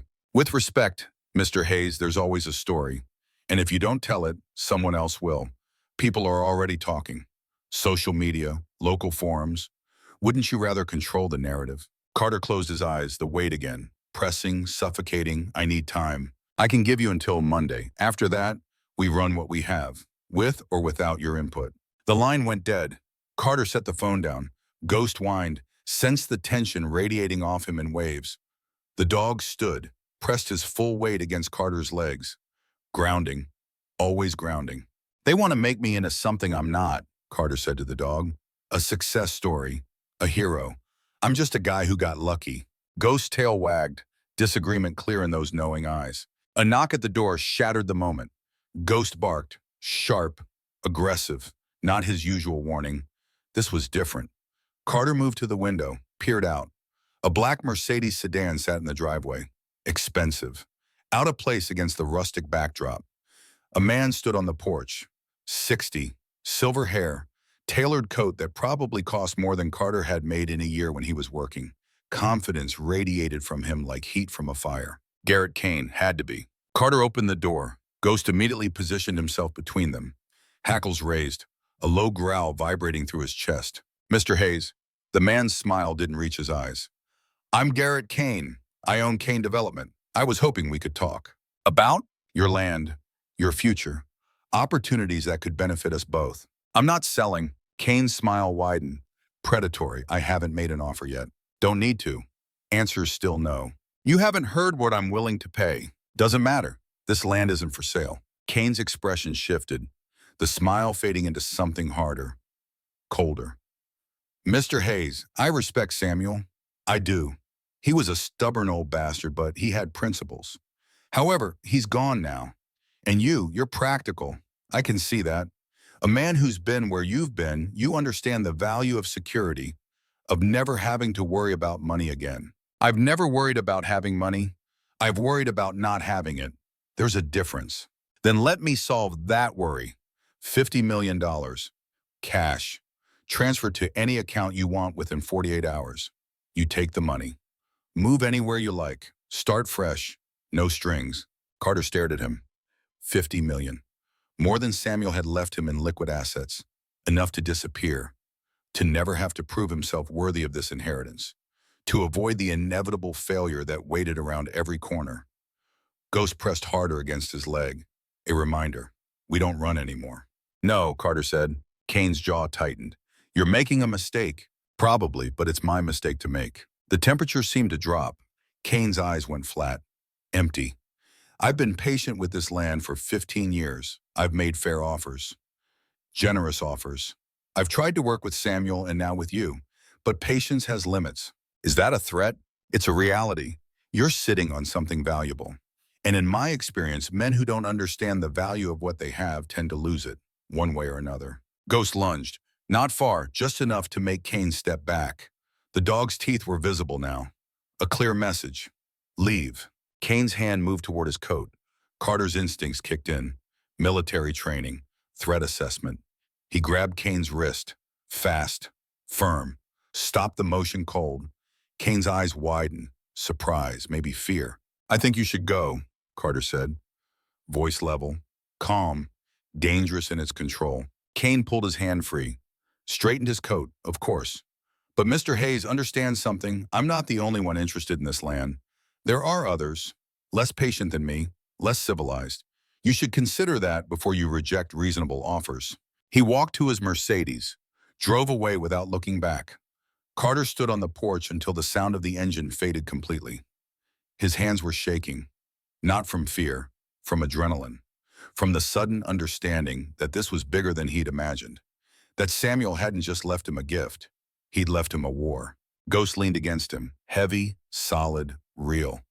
Carter looked down at the dog. We're in over our heads, aren't we? The dog's tail wagged. Possibly, but we've been there before. That afternoon, Carter drove into Frost Hollow. He needed supplies, needed to think, needed to be around people who weren't trying to take something from him. Maggie's diner sat warm and inviting on Main Street. He parked, let Ghost out, tied him to a post with water Beth had given him that morning. The dog settled immediately, patient, trusting. Inside, the lunch crowd filled most of the booths. Conversations died when Carter entered. Heads turned, eyes assessed. He felt it like a physical touch, the weight of their attention, their judgment, their curiosity. He almost left, almost retreated to the safety of the cabin. But then Maggie appeared from the kitchen, her face lit up. Carter. She came around the counter, hugged him, unexpected. Warm. You look better. You sleep? Some. Your breakfast yesterday helped. Sit. She guided him to a booth. I'll get you something good. The conversation slowly resumed around him. Cautious, curious, but not hostile. Carter relaxed slightly. Sheriff Reeves entered, spotted Carter, came over without invitation, slid into the opposite seat with the ease of old friendship despite knowing each other less than 24 hours. Heard you had a visitor this morning, Reeves said. News travels fast. Told you. Small town. Kane's Mercedes isn't exactly subtle. He offered me $50 million for the land. Reeves whistled low. That's up from the 2 he offered Samuel. You must have him worried. I don't want to worry anyone. I just want to figure out what I'm supposed to do.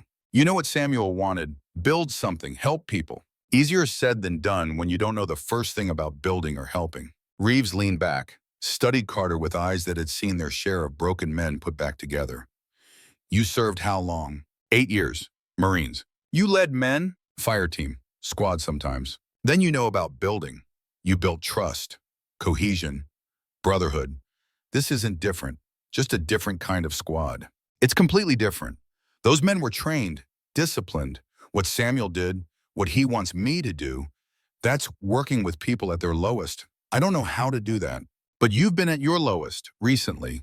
That's your qualification. You know what it feels like. You know what helps. A roof, food, someone who doesn't judge. That's all Samuel offered. That's all you need to offer. Maggie brought food. Roast beef sandwich, fries, coleslaw. Comfort food that tasted like someone gave a damn. Carter ate slowly, savoring. Around him, the diner buzzed with normal life. People complaining about weather, discussing Christmas plans, laughing at jokes he couldn't hear. Normal, simple. Everything he'd lost and desperately wanted back. The door opened. Marcus entered. With Kyle. Father and son both looked uncertain, out of place. Marcus spotted Carter, hesitated, then walked over, Kyle trailing behind. "Carter," Marcus said, "can we sit?" Reeves stood. "I'll leave you to it." He nodded to Marcus, polite but cool. The sheriff knew the history. Small town, everyone knew everything. Marcus slid into the booth. Kyle took the window seat. The boy stared at the table, ashamed. Carter recognized the look. He'd worn it himself enough times. "I wanted to say thank you," Marcus began. "Properly, for what you're doing. The money. He paused, searching for words. "It's saving my life." "You haven't gotten it yet." Beth said the transfer would go through Monday. "I've already contacted the people I owe, told them payment's coming. They've backed off. For now." "Good." Kyle looked up. His eyes were red. He'd been crying. "I'm sorry," the boy said, voice small, "for what my dad did, for him bothering you, for everything." Carter's chest tightened. The kid didn't deserve this. Didn't deserve to carry his father's shame. "That's not on you, you hear me? What's between me and your dad? That's between us. You're just a kid. I'm 15. I should have stopped him. You can't stop a grown man from making bad choices. Believe me, I've tried to stop myself for years." Marcus flinched, the truth landing hard. "I've made a lot of bad choices. I know that. Turning you away 2 years ago. That was the worst one. I told myself I was protecting my family, but really I was just scared. Scared that helping you would drag me down too." He looked at his hands. Rough, scarred, the hands of a man who worked with them. "I was wrong, and I'm sorry." The apology hung in the air. Fragile, sincere. Carter wanted to throw it back. Wanted to make Marcus hurt the way he'd hurt. But he looked at Kyle, saw the hope in the kid's eyes, the desperate need for his father to be better, to be worth believing in. "I accept your apology," Carter said, "but that doesn't mean I trust you. Trust gets earned, not given." "I know, and I'll earn it, however long it takes." Maggie brought them coffee, read the room, gave them space. Marcus wrapped both hands around his mug, like he needed the warmth, like he'd been cold for a long time. "I heard about Kane," Marcus said. "He came to see me 6 months ago. Offered to pay off my debts if I could convince you to sell once you inherited. I told him no." Carter studied his brother, looking for the lie, the angle. But Marcus's eyes were steady, clear. "When did he approach you?" "Before I even knew Samuel was sick. He'd been planning this, watching, waiting." "What did he offer you?" 10% of whatever he paid you. Said it could be $5 million if I played it right. $5 million. Carter let that sink in. "And you said no?" "I said no. I've done a lot of wrong, but I won't betray you again. Not for any amount." "Why?" Marcus looked at Kyle. "Because my son deserves a father who does the right thing. Even when it's hard, especially when it's hard." Kyle's hand reached across the table, gripped his father's. A small gesture, but it carried weight, forgiveness, hope, the belief that people could change. Carter felt something shift in his chest. Not forgiveness, not yet, but maybe the possibility of it. Someday. They finished their coffee in silence. Not comfortable, but not hostile either. When Marcus and Kyle left, Carter sat alone, staring out the window at ghosts tied to the post. The dog watched the door, waiting, patient, the way he'd waited outside the Walmart, outside every place Carter had been, never leaving, never doubting. His phone buzzed, a text from an unknown number. "Mr. Hayes, this is Garrett Kane. I apologize for my behavior this morning. I let business get in the way of manners. I'd like to make amends. Dinner tonight, Frost Hollow Inn, 7 p.m. My treat. We can discuss this like civilized men." Carter stared at the message. Every instinct screamed trap. But another part of him, the part that had survived by reading people, sensed something else. Desperation. Kane wanted this land badly enough to swallow his pride. To play nice, that meant Carter had leverage. And leverage meant options. He texted back, "I'll be there, but I'm bringing my dog." The response came immediately. "Of course, I'll arrange it." Maggie refilled his coffee, saw his face. Trouble? Possibly. Or opportunity. Haven't decided which yet. In my experience, they're usually the same thing. Just depends on how you handle it. That night, Carter showered for the first time in the cabin. Hot water that didn't run out. Soap that actually lathered. Shampoo. He stood under the spray until his skin turned red, washing away layers of grime and defeat in the particular smell of desperation that clung to the homeless like cologne. When he emerged, he found clothes laid out on the bed, new jeans, a flannel shirt still creased from packaging, boots that actually fit, a note in Beth's handwriting. Thought you might need these. Receipts in the bag, it's from the trust account. You're allowed to take care of yourself too. The clothes fit perfectly. Carter stared at himself in the mirror. A stranger stared back. Clean, whole, almost respectable. Ghost sat behind him, reflected in the glass. The dog's tail wagged. Approval. You clean up good. The Frost Hollow Inn occupied a restored Victorian on the edge of town. White paint, black shutters, warm light spilling from tall windows. Expensive cars filled the small parking lot. Carter's expedition looked like a refugee from a junkyard by comparison. But he'd faced worse than judgment from rich people. He'd faced enemy fire. This was just dinner. Ghost walked beside him, calm, alert. The dog wore his working demeanor. The one from Afghanistan, all business. They entered together. The hostess, young, polite, smiled, but her eyes went to Ghost with uncertainty. Mr. Hayes, she checked a list. Mr. Kane is expecting you. Right this way. She led them through the dining room. White tablecloths, crystal glasses. Conversations conducted in hushed tones. Every eye followed them, the homeless vet and his dog, the new millionaire, the curiosity. Carter kept his eyes forward. Ghost matched his pace perfectly. Kane sat at a corner table. 2 place settings. A third chair pulled aside for Ghost, presumably. When he saw them, he stood. Extended a hand. Carter took it. Firm grip. Eye contact. The dance of men sizing each other up. Thank you for coming, Kane said. Please, sit. They sat. A waiter appeared immediately. Brought water, menus. Kane ordered wine without consulting Carter. Expensive. French. The kind of flex rich people did to establish dominance. Carter ordered water, watched Ghost settle under the table. The dog's eyes never left Kane. I want to apologize again, Kane began. This morning I was out of line, threatening you. That's not who I am. Isn't it? Kane smiled, sharp, brief, perhaps, in business. But I'm trying to be better. My daughter tells me I'm too aggressive, that I need to listen more, so I'm listening. Tell me why you won't sell. Because it's not mine to sell. Legally it is. Legally, yes, but morally it belongs to the 15 men Samuel helped, and all the men I'm supposed to help. Selling it would be betraying them. Noble. Kane sipped his wine. But impractical. You can help more men with 50 million than you can with this land. Can I? Or would I just become another rich guy writing checks to feel better about himself? Samuel didn't write checks. He gave space, time, himself. That's what made it work. You didn't know, Samuel. How do you know what made it work? Because I know what it's like to need help. And money doesn't fix what's broken in men like me. Connection does. Purpose does. Knowing someone gives a damn, that's not something you can buy. The food arrived. Steaks, perfectly cooked. Sides that looked like art. Carter ate mechanically. The food was good, excellent even, but it didn't taste like Maggie's, didn't carry the same warmth. Kane watched him, calculating. You're not what I expected. What did you expect? Someone easier to manipulate. Kane set down his fork. Full honesty. I've been working on acquiring this land for 15 years.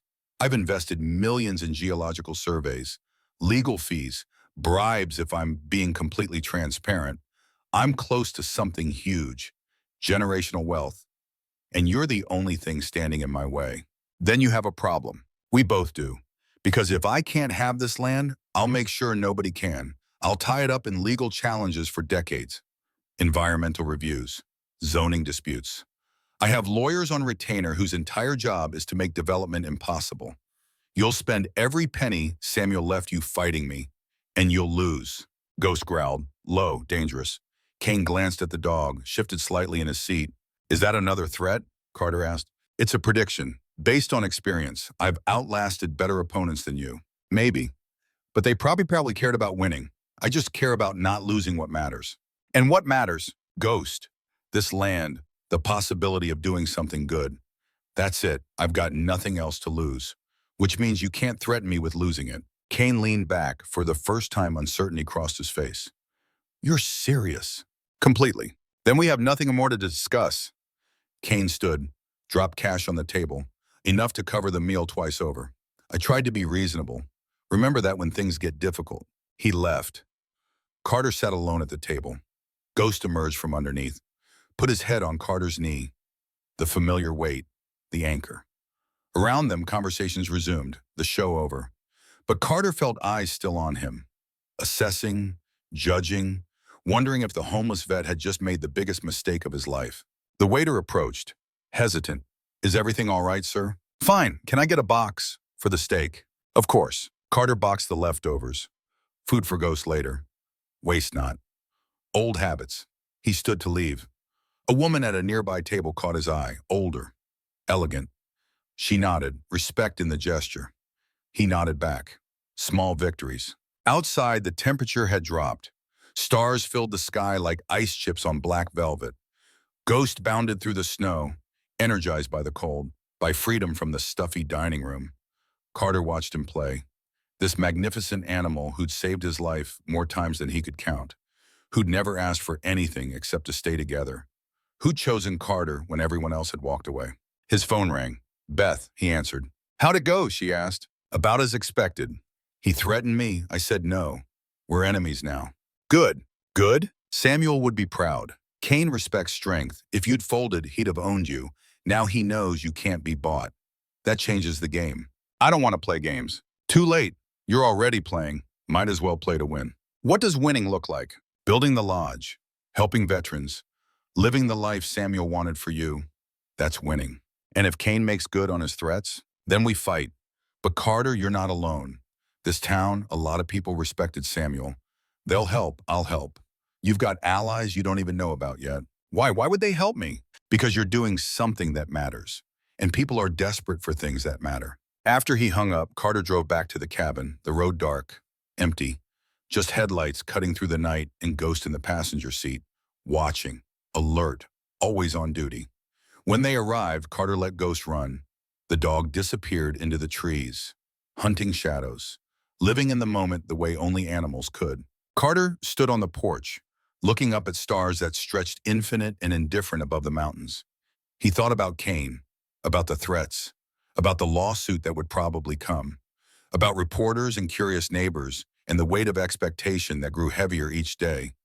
But he also thought about Marcus's apology, Kyle's hope, the woman's nod of respect, Sheriff Reeves's confidence, Beth's promise of help.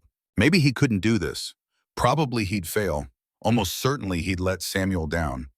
But for the first time since finding that letter in the Walmart parking lot, Carter Hayes thought maybe, just maybe, failing while trying was better than succeeding at nothing. Ghost returned, covered in snow, panting, happy. They went inside together, the cabin warm, safe, home. Carter built up the fire, sat on the couch. Ghost jumped up beside him. 70 pounds of warmth and loyalty and the only faith that had never wavered. Tomorrow, the reporter would call. Kane would probably file his lawsuits. The town would keep watching.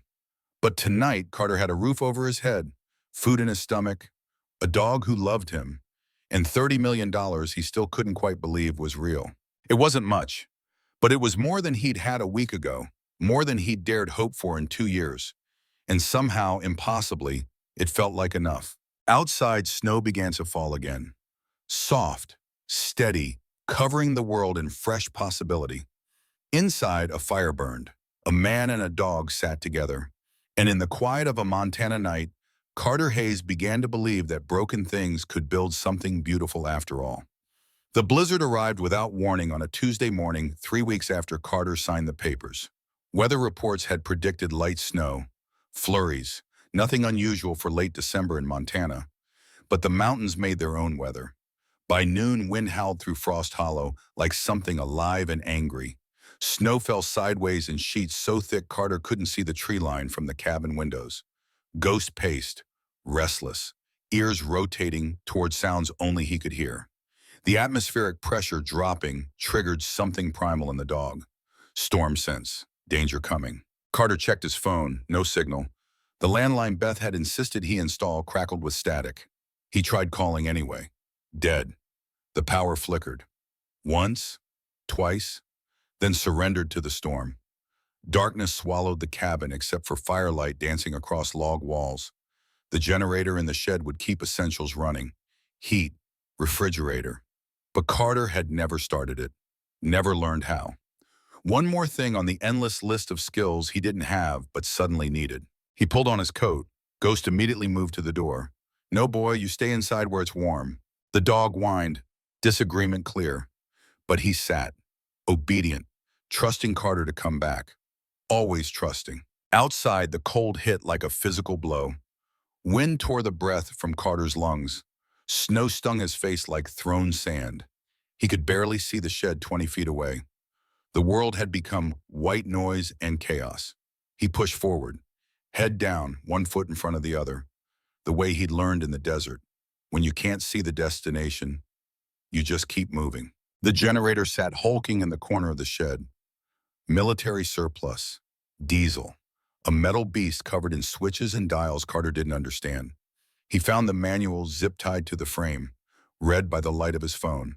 Battery at 15%, primer pump, choke, ignition. Simple in theory, but his hands were already numb. The words blurred. Frustration built hot in his chest. "Just work, come on, just work." He pumped, pulled the choke, hit the ignition.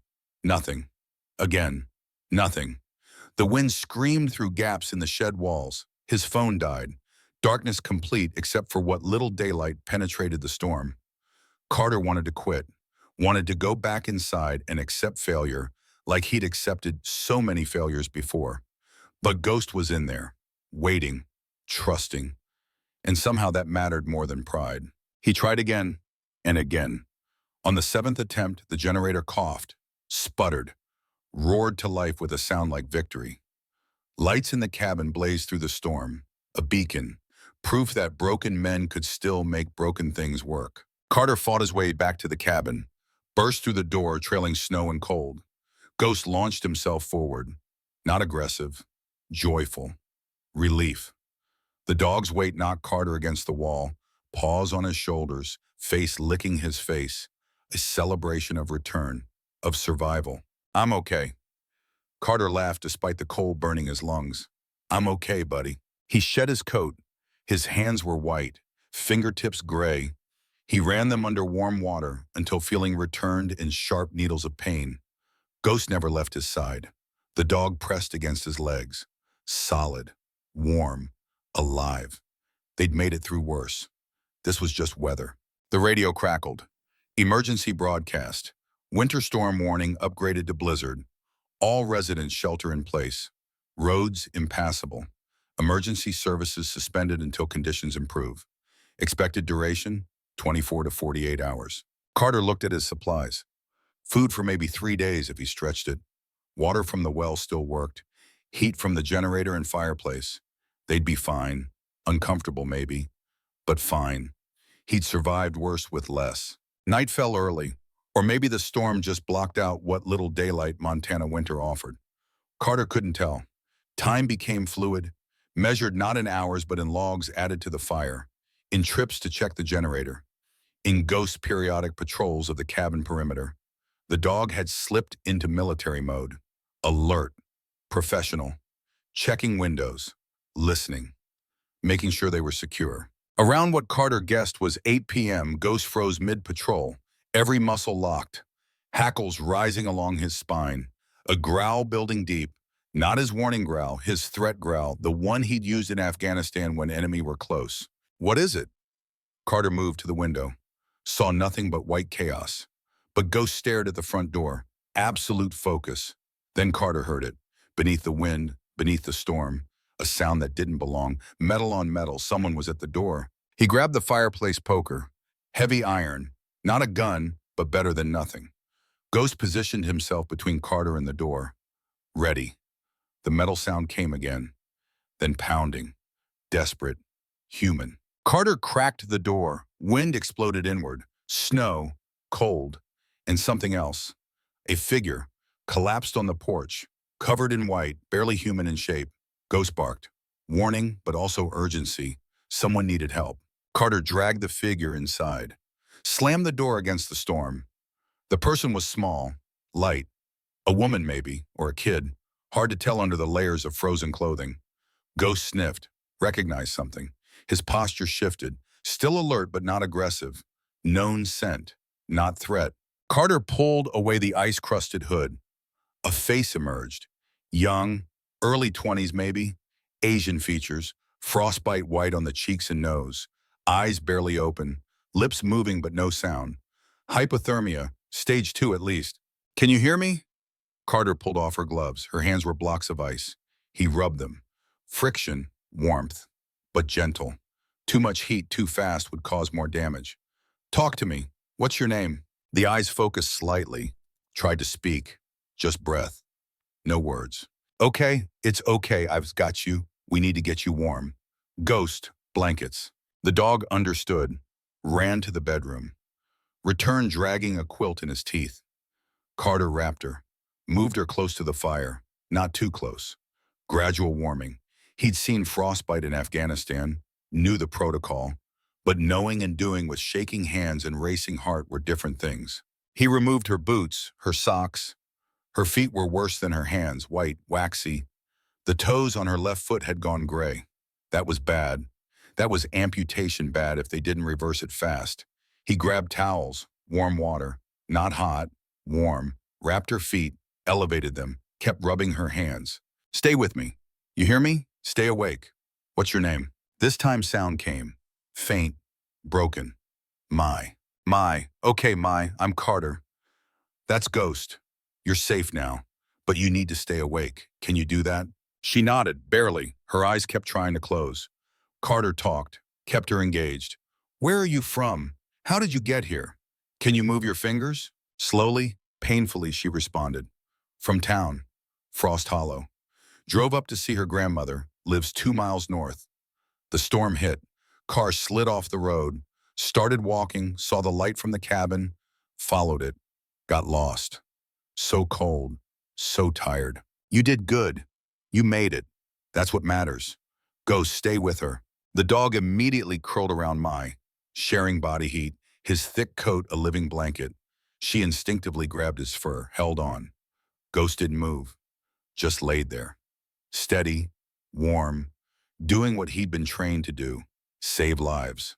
Carter checked the phones. Still dead. The radio offered nothing but static and repeated emergency broadcasts. No way to call for help. No way to get her to a hospital. They were alone. Cut off. Her survival depended entirely on him. A man who'd spent the last 2 years barely keeping himself alive.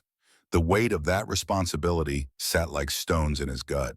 He monitored her through the night, checking her core temperature by touch, watching her breathing, her color. The frostbite on her feet stayed white but didn't worsen. Small victory, her shivering increased. Paradoxically good, it meant her body was fighting, trying to warm itself.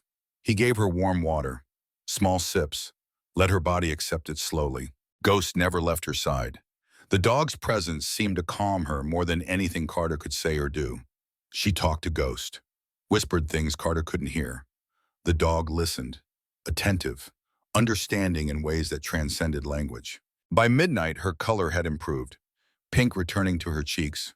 Her eyes stayed open longer. She could move her fingers, wiggle her toes on her right foot. The left still concerned him, but she was alive, conscious. That was enough for now. Thank you, she whispered, her voice stronger, more present. You saved my life. Ghost saved your life. I just let you in. She smiled, weak but genuine. He's a good dog. Best I've ever known. Why are you up here? In the storm. I live here. This is my cabin. Her eyes widened. Recognition. You're the one, the veteran, who inherited from Samuel. Word spreads. It's a small town. Everyone knows. She paused. My grandmother knew Samuel. He helped my uncle. Long time ago, after Vietnam, Uncle David. He was broken when he came back. Samuel let him stay here 6 months. When he left, he was whole again. She looked around the cabin. This place has good spirits. Your uncle, David Martinez? You know him. I saw his picture. In the vault. Samuel kept photos, everyone he helped. Tears filled her eyes. Uncle David died 3 years ago. Cancer. But he had 30 good years because of this place. Because of Samuel. She looked at Carter. Now you're doing the same. Helping people. I haven't helped anyone. You're the first person who's even been here since I moved in. You helped me. That counts. The storm raged through the night. Wind that sounded like screaming. Snow that buried the world. But inside the cabin, warmth held. Fire. Food. Safety.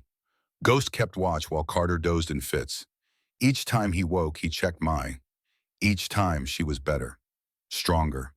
Coming back from the edge. Dawn came gray and reluctant. The storm showed no signs of stopping. If anything, it had intensified. Visibility 0. Temperature well below freezing. The generator chugged faithfully. The fireplace burned. They had heat. They had time. But Mai's grandmother was out there somewhere, 2 miles north. Alone. Probably without power. Possibly hurt.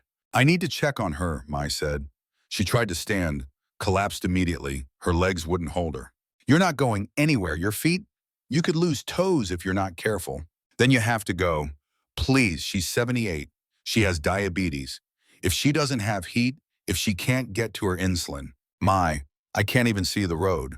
I'd be lost in 30 seconds. Then take Ghost. He can track. He can find her. Carter looked at the dog. Ghost's ears were up. Alert. The dog had tracked people through sandstorms in Afghanistan. Through rubble and collapsed buildings. But this was different. This was Montana winter. This was a blizzard that killed people who knew what they were doing. Taking Ghost out there was risking both their lives. But an old woman was alone, possibly dying. And Carter knew what Samuel would do. Samuel would go, without hesitation, without doubt, because that's what this place was for, helping people. Even when it was hard, especially when it was hard. He dressed in layers, every piece of warm clothing he owned. Gloves, hat, scarf wrapped around his face, goggles he found in a closet. Ghost watched, understanding. When Carter picked up the leash, the dog's tail wagged. Finally, purpose. Mai gave him directions. Road north. First left. White house with blue shutters. Her grandmother's name was Lynn. She wouldn't open the door for strangers, but she'd recognize Ghost. David had talked about Samuel's dogs over the years. If I'm not back in 3 hours, Carter said, the phone might work by then. Call for help. You'll make it back. You have to. He stepped into the storm with Ghost beside him. The world disappeared. White, cold, chaos. Carter tied one end of a rope to the porch railing, held the other. A lifeline back. They'd follow the road, find the house, bring Lynn back if they could. If not, at least make sure she had heat, medicine, a chance. Ghost led, nose down. Following some trail Carter couldn't see, the dog moved with confidence despite the conditions. Military training, purpose. All those years of war hadn't broken him. They'd forged him into something that could function when everything fell apart. The road was invisible under snow. Carter followed Ghost, trusted the dog's instincts more than his own. Wind tore at them. Cold penetrated every layer. His face went numb despite the scarf. His hands ached even in gloves. But Ghost kept moving. Steady, sure. So Carter followed. Time lost meaning. Could have been 20 minutes. Could have been 2 hours. Carter's world narrowed to Ghost's tail moving ahead of him in the white chaos. To the next step. To breathing despite the cold trying to freeze his lungs. PTSD tried to creep in. The white, the noise, the disorientation. It felt like being lost in smoke after an explosion. But Ghost pulled him forward, kept him grounded, kept him moving. Ghost stopped, barked. A shape emerged from the storm. A house, white with blue shutters barely visible under snow. They'd made it, somehow. Impossibly. They'd found it. Carter pounded on his door, no answer. He tried the knob, locked. He pounded harder, shouted. Lynn, your granddaughter sent me. Mai, she's safe. I need to check on you.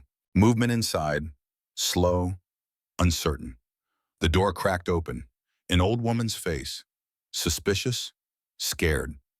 Then she saw Ghost. Her expression changed. David's dog. You have David's dog. This is Ghost. I'm Carter. I live in Samuel's cabin now. Mai's there. She's safe. But I need to make sure you're okay. Lynn opened the door. Let them in. The house was cold. Not freezing, but close. The power was out. She had a small fire going in a wood stove. Enough to keep from dying, but not enough to stay comfortable. Carter checked her supplies. Food, water, medicine.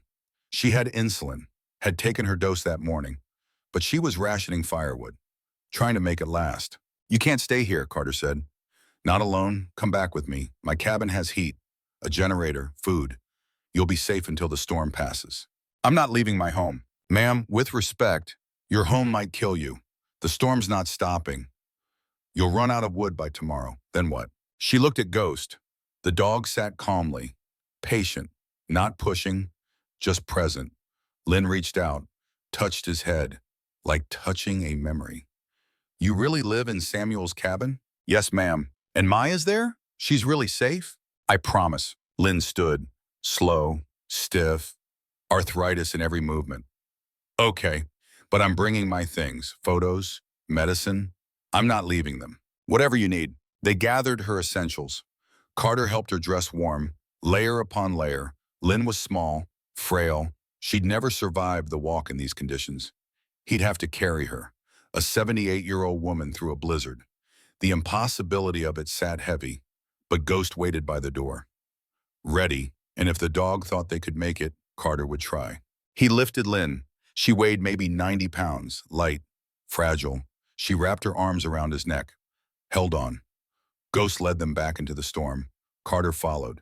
Each step an act of faith. His legs burned. His lungs screamed. His arms went numb holding Lynn. But Ghost never wavered.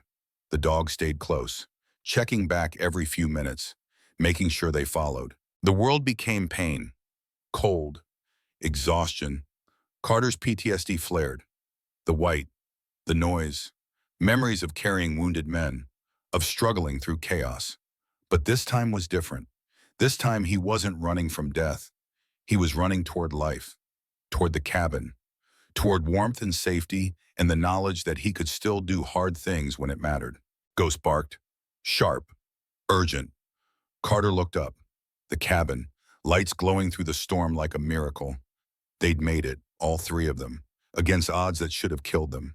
Mai threw open the door, pulled her grandmother inside, tears streaming, crying and laughing and holding the old woman like she might disappear.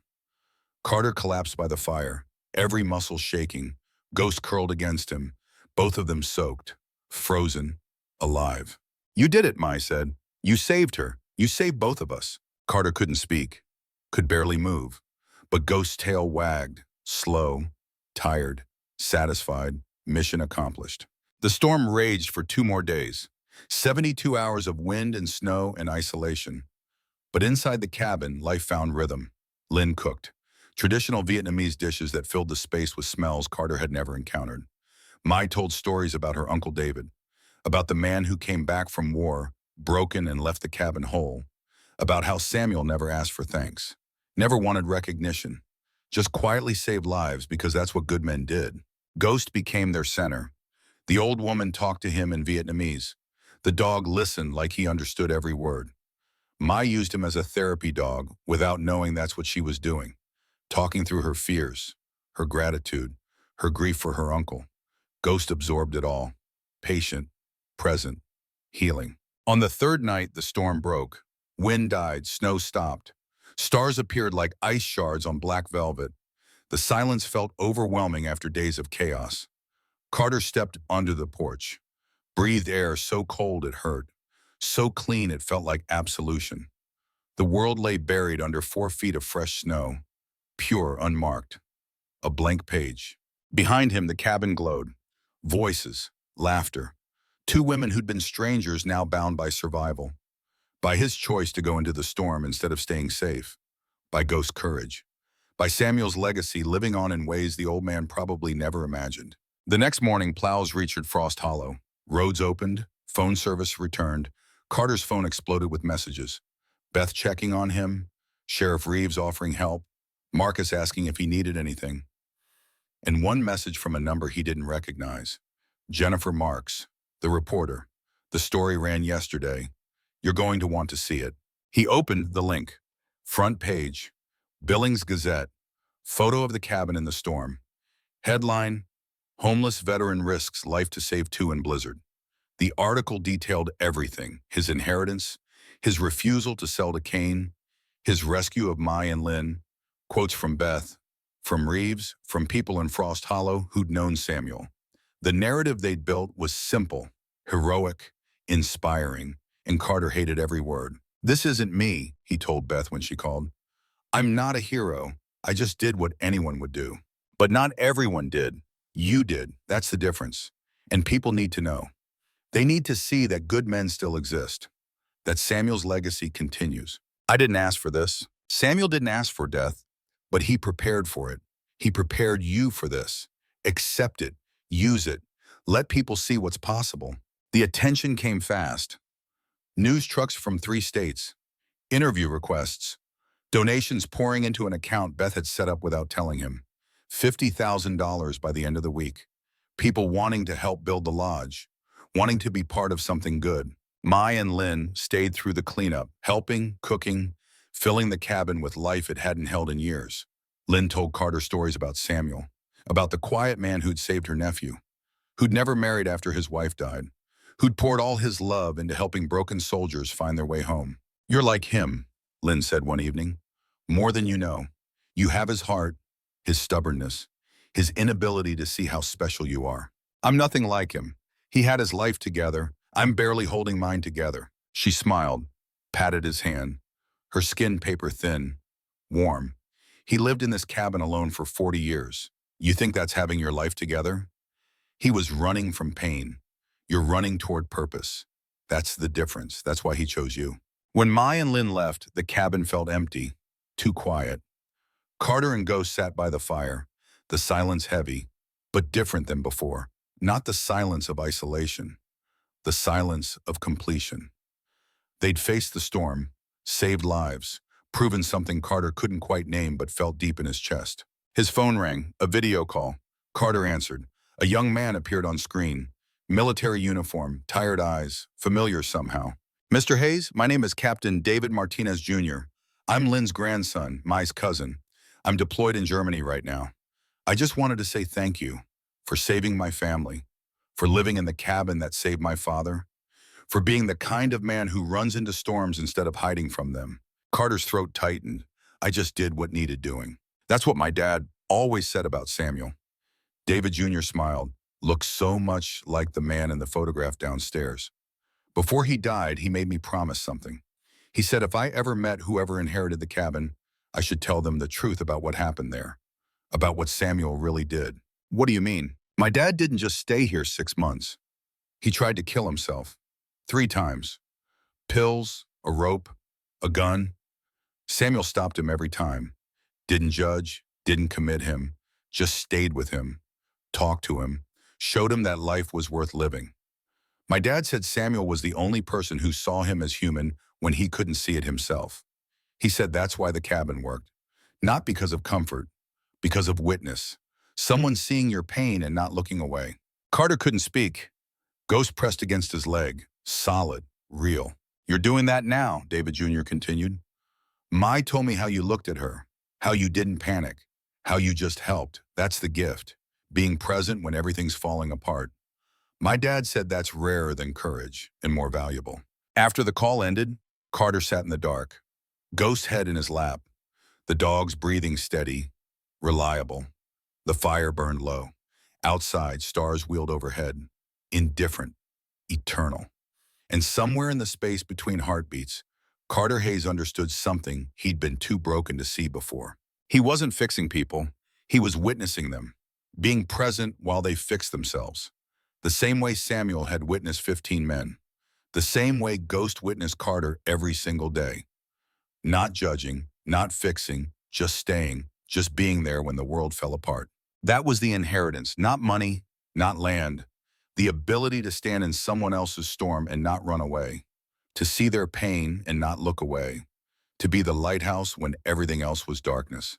And for the first time since finding that letter in the Walmart parking lot, Carter Hayes thought maybe he could do this after all. Not because he was strong, not because he was whole, but because he knew what it meant to be broken.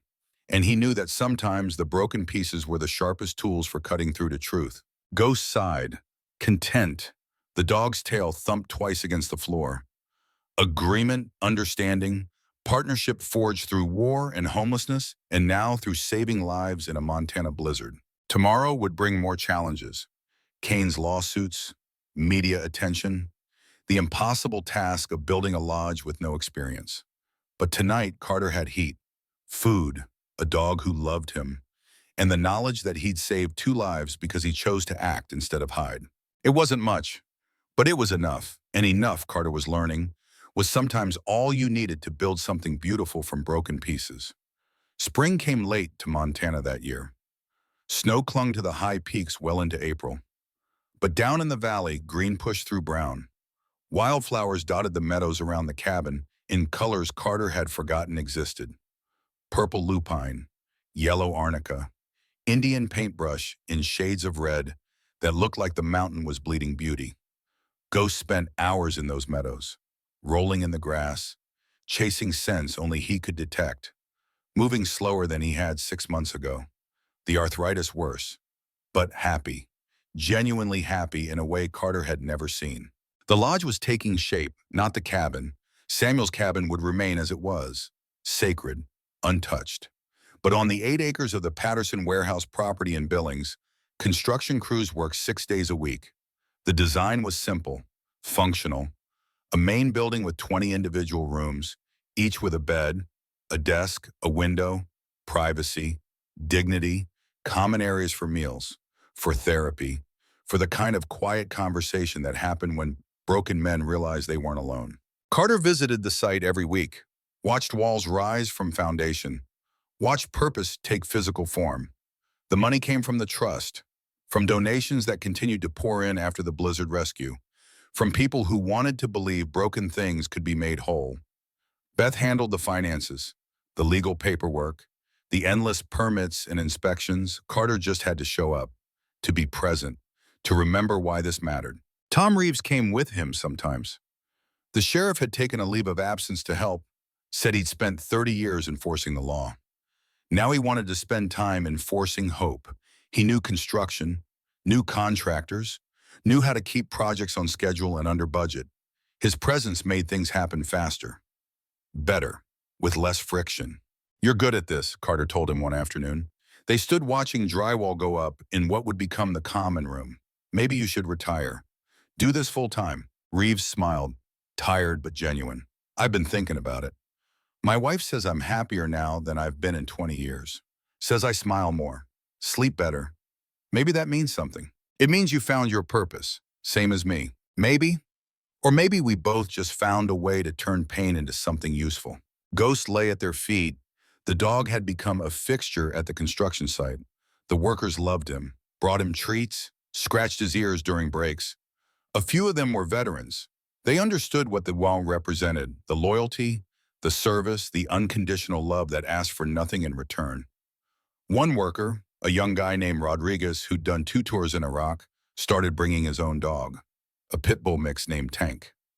The 2 dogs became inseparable, playing, resting together, 2 warriors who'd earned their peace. The media attention had faded, not completely, but from a roar to a manageable hum. Carter had done one interview, just one, with Jennifer Marks from the Billings Gazette. He'd told the truth about being homeless, about Ghost, about Samuel's gift, about not knowing if he was worthy but trying anyway. The article had been fair, honest. It painted him not as a hero, but as a man doing his best with what he'd been given. That felt right, true. Kane had filed his lawsuits, 3 of them. Environmental challenges, zoning disputes, a claim that Samuel had been mentally incompetent when he changed his will. Beth fought them all. Patient, methodical, confident. The environmental challenge was dismissed in 2 weeks. No rare earth deposits existed under the cabin land. The geological survey from the 80s had been speculative. Wishful thinking by prospectors who saw gold in every mountain. The zoning dispute died when the county board voted unanimously in Carter's favor. Small-town politics. People remembered Samuel, respected what Carter was trying to build. The competency challenge was harder.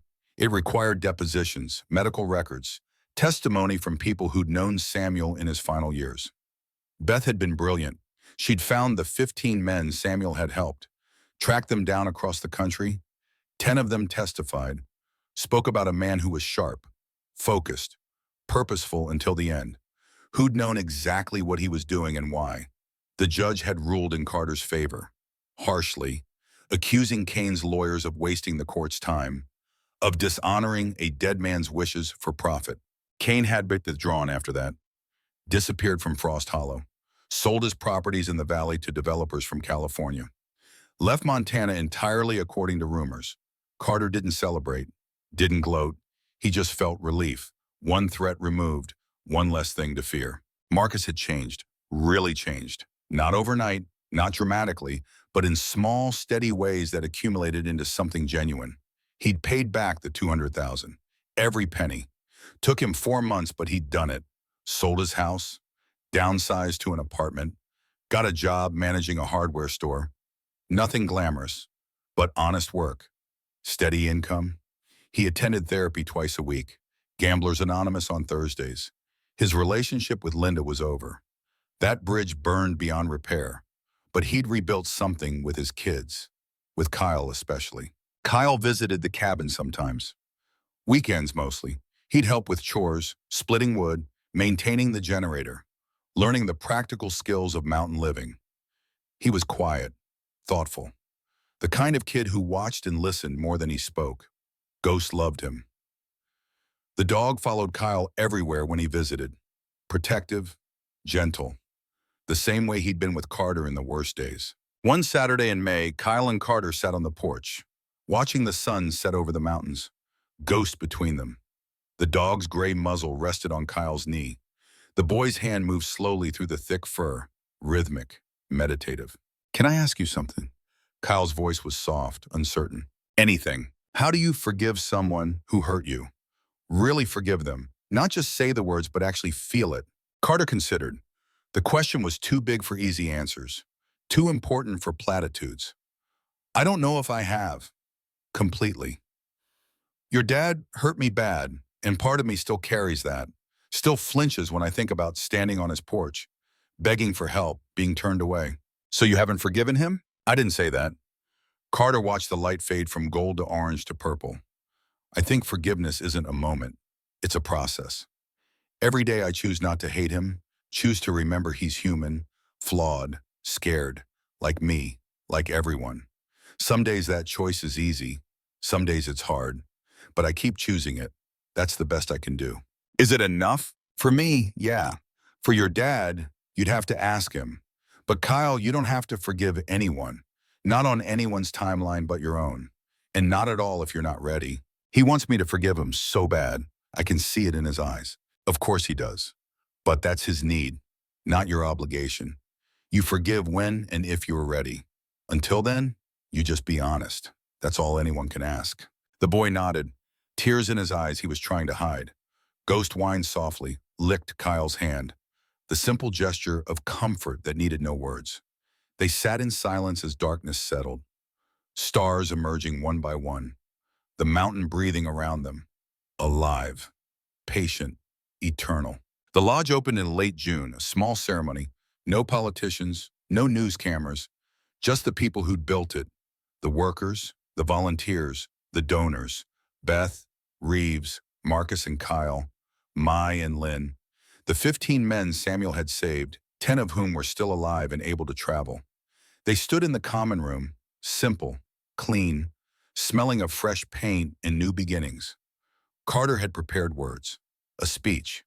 But when the moment came, the words felt hollow, insufficient. He stood with Ghost at his side, looked at the faces, saw hope, expectation, need, and he spoke from the heart instead of the script. "I don't know what I'm doing." He started there, with honesty. "I was homeless 6 months ago, living in my truck, wondering if I'd see another spring. A man I didn't remember gave me everything I needed to survive. And then he asked me to do the impossible, to help others the way he helped 15 of you. He gestured to Samuel's men. Older now, gray, worn by time and war, but alive, present, proof that broken could become whole. I'm not Samuel. I'm not wise. I'm not patient. I'm not good at this.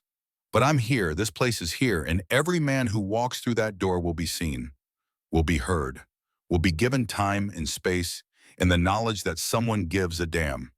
That's all I can promise. That's all Samuel promised. It was enough for 15 men. I hope it's enough for more. Applause. Quiet, respectful, not for him, for the moment, for what the building represented. Tom Reeves stepping forward, shook Carter's hand. The sheriff's eyes were wet. Samuel would be proud, Reeves said. You did it. You actually did it. We did it, Carter corrected. This wasn't me. This was all of us. The first resident arrived the next day. His name was Ray Collins, 67, Vietnam vet, homeless 12 years. Carter had met him during the blizzard, the old man who'd broken into the cabin looking for food, who'd been given warmth and a second chance instead of judgment. Ray had waited until the lodge opened, had camped in the woods near Frost Hollow for months, refusing temporary shelter, wanting to be first, wanting to prove he was worthy. Carter gave him the tour, showed him his room, private, clean, a bed with actual sheets, a window overlooking the mountains. Ray stood in the doorway, couldn't enter, just stood there shaking, tears streaming down a face weathered by decades of hardship. It's too much, Ray whispered. I don't deserve this. Nobody deserves anything. Carter put a hand on the old man's shoulder. We just get what we get, and what you're getting is a room, a bed, time to heal. That's not too much. That's just human. Ray finally sat up inside, sat on the bed, ran his hands over the blanket, the simple cotton that felt like luxury after 12 years of sleeping in dirt. Ghost followed him in, lay down at his feet. The dog's presence seemed to break something in Ray. He cried, deep, wrenching sobs that came from a place of such profound relief that witnessing it felt sacred. Carter left him there, gave him privacy, dignity. The room was Ray's now, his space, his sanctuary. No one would enter without permission. No one would judge. That was the rule, the only rule that really mattered. Respect. In all things, at all times, everyone deserved respect. By August, the lodge was full. 20 men, 20 stories, 20 versions of broken trying to become whole. Carter learned their names, their histories, the things that haunted them. He didn't fix them, couldn't fix them, but he witnessed them, sat with them during the hard nights, listened when they needed to talk, stayed silent when silence was better. Ghost helped. The dog had a way of knowing who needed him most. He'd spend nights in different rooms, providing comfort, presence, the kind of unconditional love that asked nothing in return. Dr. Nina Cross came twice a week, the VA psychiatrist who testified at Carter's competency hearing. She ran group therapy sessions, individual counseling, PTSD treatment. She was good, patient, experienced. The men trusted her, opened up in ways they couldn't with others. She never judged, never pushed, just created space for healing and let it happen at its own pace. Marcus came every Sunday, brought Kyle.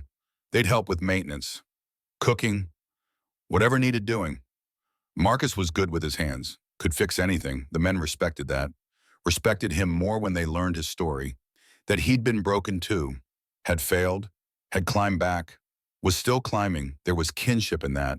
Understanding that came from shared experience. One Sunday in September, Marcus and Carter worked together replacing a section of fence damaged by a storm.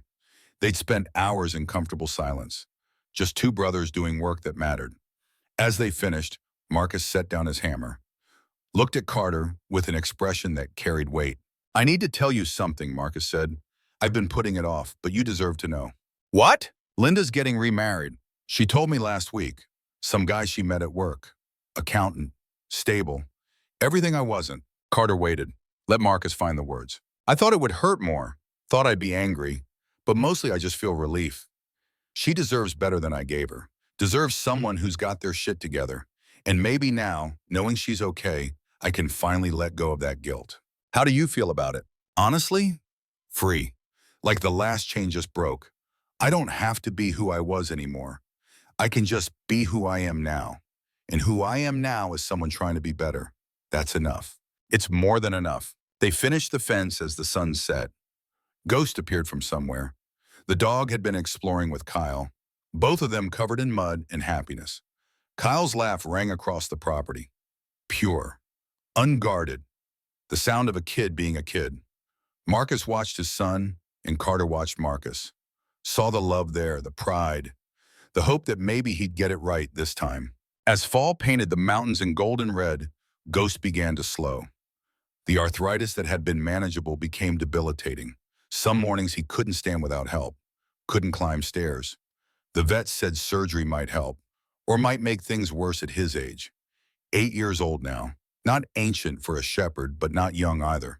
Especially one who'd worked as hard as Ghost had, who'd given everything to service and then to Carter, and then to 20 broken men who needed him. Carter made the cabin ground floor Ghost's territory. No more stairs, soft beds in every room, ramps instead of steps. The dog adapted, never complained, just kept serving in whatever capacity he could. Some days that meant lying beside a man who couldn't stop shaking. Some days it meant walking slowly beside someone who needed to talk. Some days it meant just being present, breathing, existing, proof that love didn't require perfection. December came, snow returned, the first anniversary of the letter, of everything changing. Carter stood on the cabin porch on Christmas Eve. Exactly 1 year ago, he'd been in a Walmart parking lot, frozen, desperate, hopeless. Now he stood on land he owned, running a lodge that housed 20 men, with a brother who'd earned his way back to trust, with a Dissy who'd saved his life in every way a life could be saved. Ghost limped out to join him, moving slow but determined. The dog sat beside Carter's leg, leaning into him, the familiar weight, the anchor. They watched snowfall, soft, steady, covering the world in quiet beauty. I don't say it enough, Carter spoke to the dog, his voice rough with emotion. But thank you for everything, for saving me in Afghanistan, for staying with me when everyone else left, for teaching me what loyalty looks like, what love looks like. You're the best thing that ever happened to me. Ghost's tail thumped. Once, twice, slow but certain. The dog looked up at him with eyes that held intelligence, understanding, and something that looked a lot like love. The door opened behind them. Ray stepped out. The old Vietnam vet who'd been first, who'd cried when he saw his room.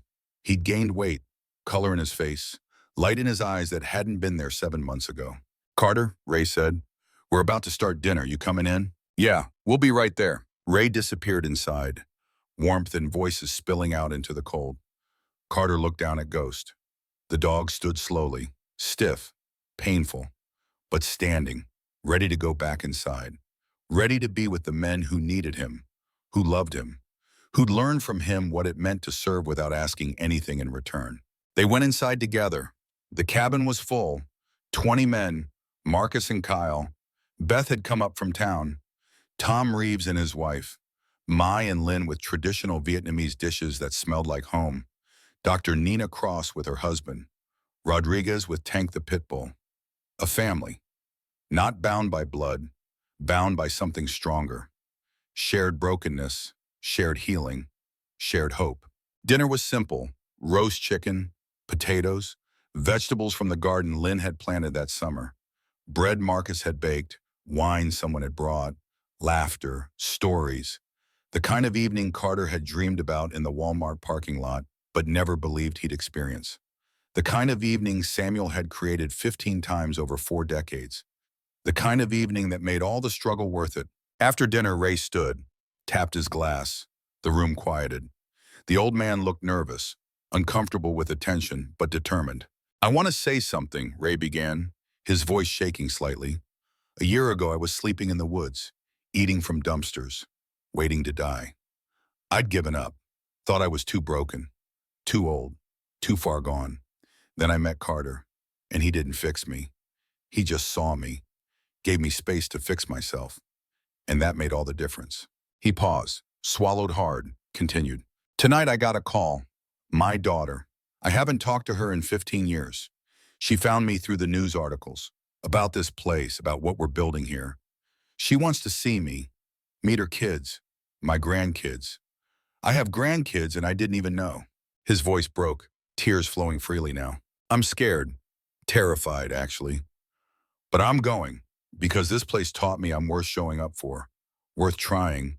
And I wanted to say thank you to Carter, to all of you, to Ghost. You gave me my life back, and tomorrow I'm going to start living it. The room erupted. Applause, tears, men standing to hug Ray, to celebrate with him. Carter sat quietly, Ghost's head in his lap, watching, witnessing, feeling something too big for words swell in his chest. This was it. This was the purpose, not the building, not the money, these moments, these transformations, these broken men becoming whole enough to rebuild what they'd lost. Later, after everyone left, after the dishes were cleaned and the lodge quiet, Carter sat by the fireplace with Ghost. The dog's breathing was labored, painful.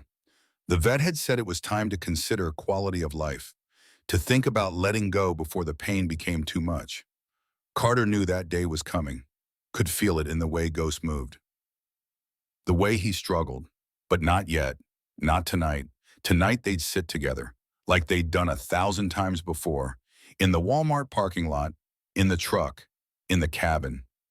Brothers in all but blood. You know what I realized tonight? Carter spoke to the darkness, to the door. To Samuel's ghost if it was listening, I'm not broken anymore.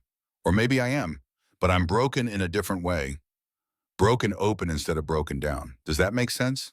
Ghost's tail thumped. Of course it does. I spent 2 years thinking I needed to be fixed, to be whole again like I was before the war. But that person doesn't exist anymore. Can't exist. Too much has happened. Too much has changed. And that's okay. Because this version of me, the broken open version, he can hold more, feel more, help more. The cracks let the light in, let the light out. Samuel knew that. You knew that. I'm just finally figuring it out. The fire crackled. Snow tapped against windows. The mountain breathed around them. And in the quiet of a Montana night, Carter Hayes understood something profound. He hadn't been saved by money, or land, or even by the opportunity to help others. He'd been saved by love. Ghost's love. Samuel's love given across time through a letter and a legacy. The love of a community that chose to see his worth when he couldn't see it himself. And now he got to pay that forward every day. Every man who walked through the lodge doors, every moment of witnessing instead of fixing, every time he chose presence over perfection. That was the inheritance, not wealth, not property. The knowledge that love, real love, doesn't ask you to be whole. It just asks you to show up, to try, to keep choosing connection even when it's hard, especially when it's hard. Ghost shifted, pressed his weight more firmly against Carter's leg. The dog was getting ready to sleep, to rest, to let his guard down because he trusted Carter to keep watch. The way he'd kept watch for 8 years. The way he'd keep watching for however many days remained. And when those days ran out, when Ghost finally had to go, Carter would hold him, would whisper thank you, would let him go with love instead of desperation. Because that's what love did. It held on, and it let go, and it trusted that some bonds transcended even death. But not tonight. Tonight they had the fire, the warmth, the safety of home. And that was enough. It would always be enough, because enough was all they'd ever needed. Just enough love, enough purpose, enough hope to believe that tomorrow might be better than today. And if tomorrow wasn't better, they'd try again the next day, and the day after, however long it took. Outside, stars wheeled overhead. The same stars that had watched Samuel build this place. That had watched 15 men heal. That now watched Carter and Ghost and 20 new men finding their way home. The stars didn't care, didn't judge, just shone. Constant, patient, proof that light persists even in the darkest nights. And inside a cabin in the Montana mountains, a man and a dog sat together by a fire. Not fixed, not whole, but healing, growing, becoming something neither of them had been before, becoming home for each other, for the men in the lodge, for the broken pieces of the world that found their way to this small corner of earth and discovered that broken wasn't the end. It was just the beginning of something different, something harder, something infinitely more beautiful. The fire burned low. Ghost breathing deepened into sleep. And Carter Hayes, former homeless veteran, current keeper of Samuel Whitmore's legacy, closed his eyes and dreamed of spring, of wildflowers and new beginnings, of more men finding their way home, of a future that didn't erase the past but built something worthy on top of it, of love that persisted, purpose that mattered, and a dog whose loyalty had taught him everything worth knowing about being human. Some stories don't end. They just keep unfolding, page after page, day after day, breath after breath. This was one of those stories, and it was just beginning.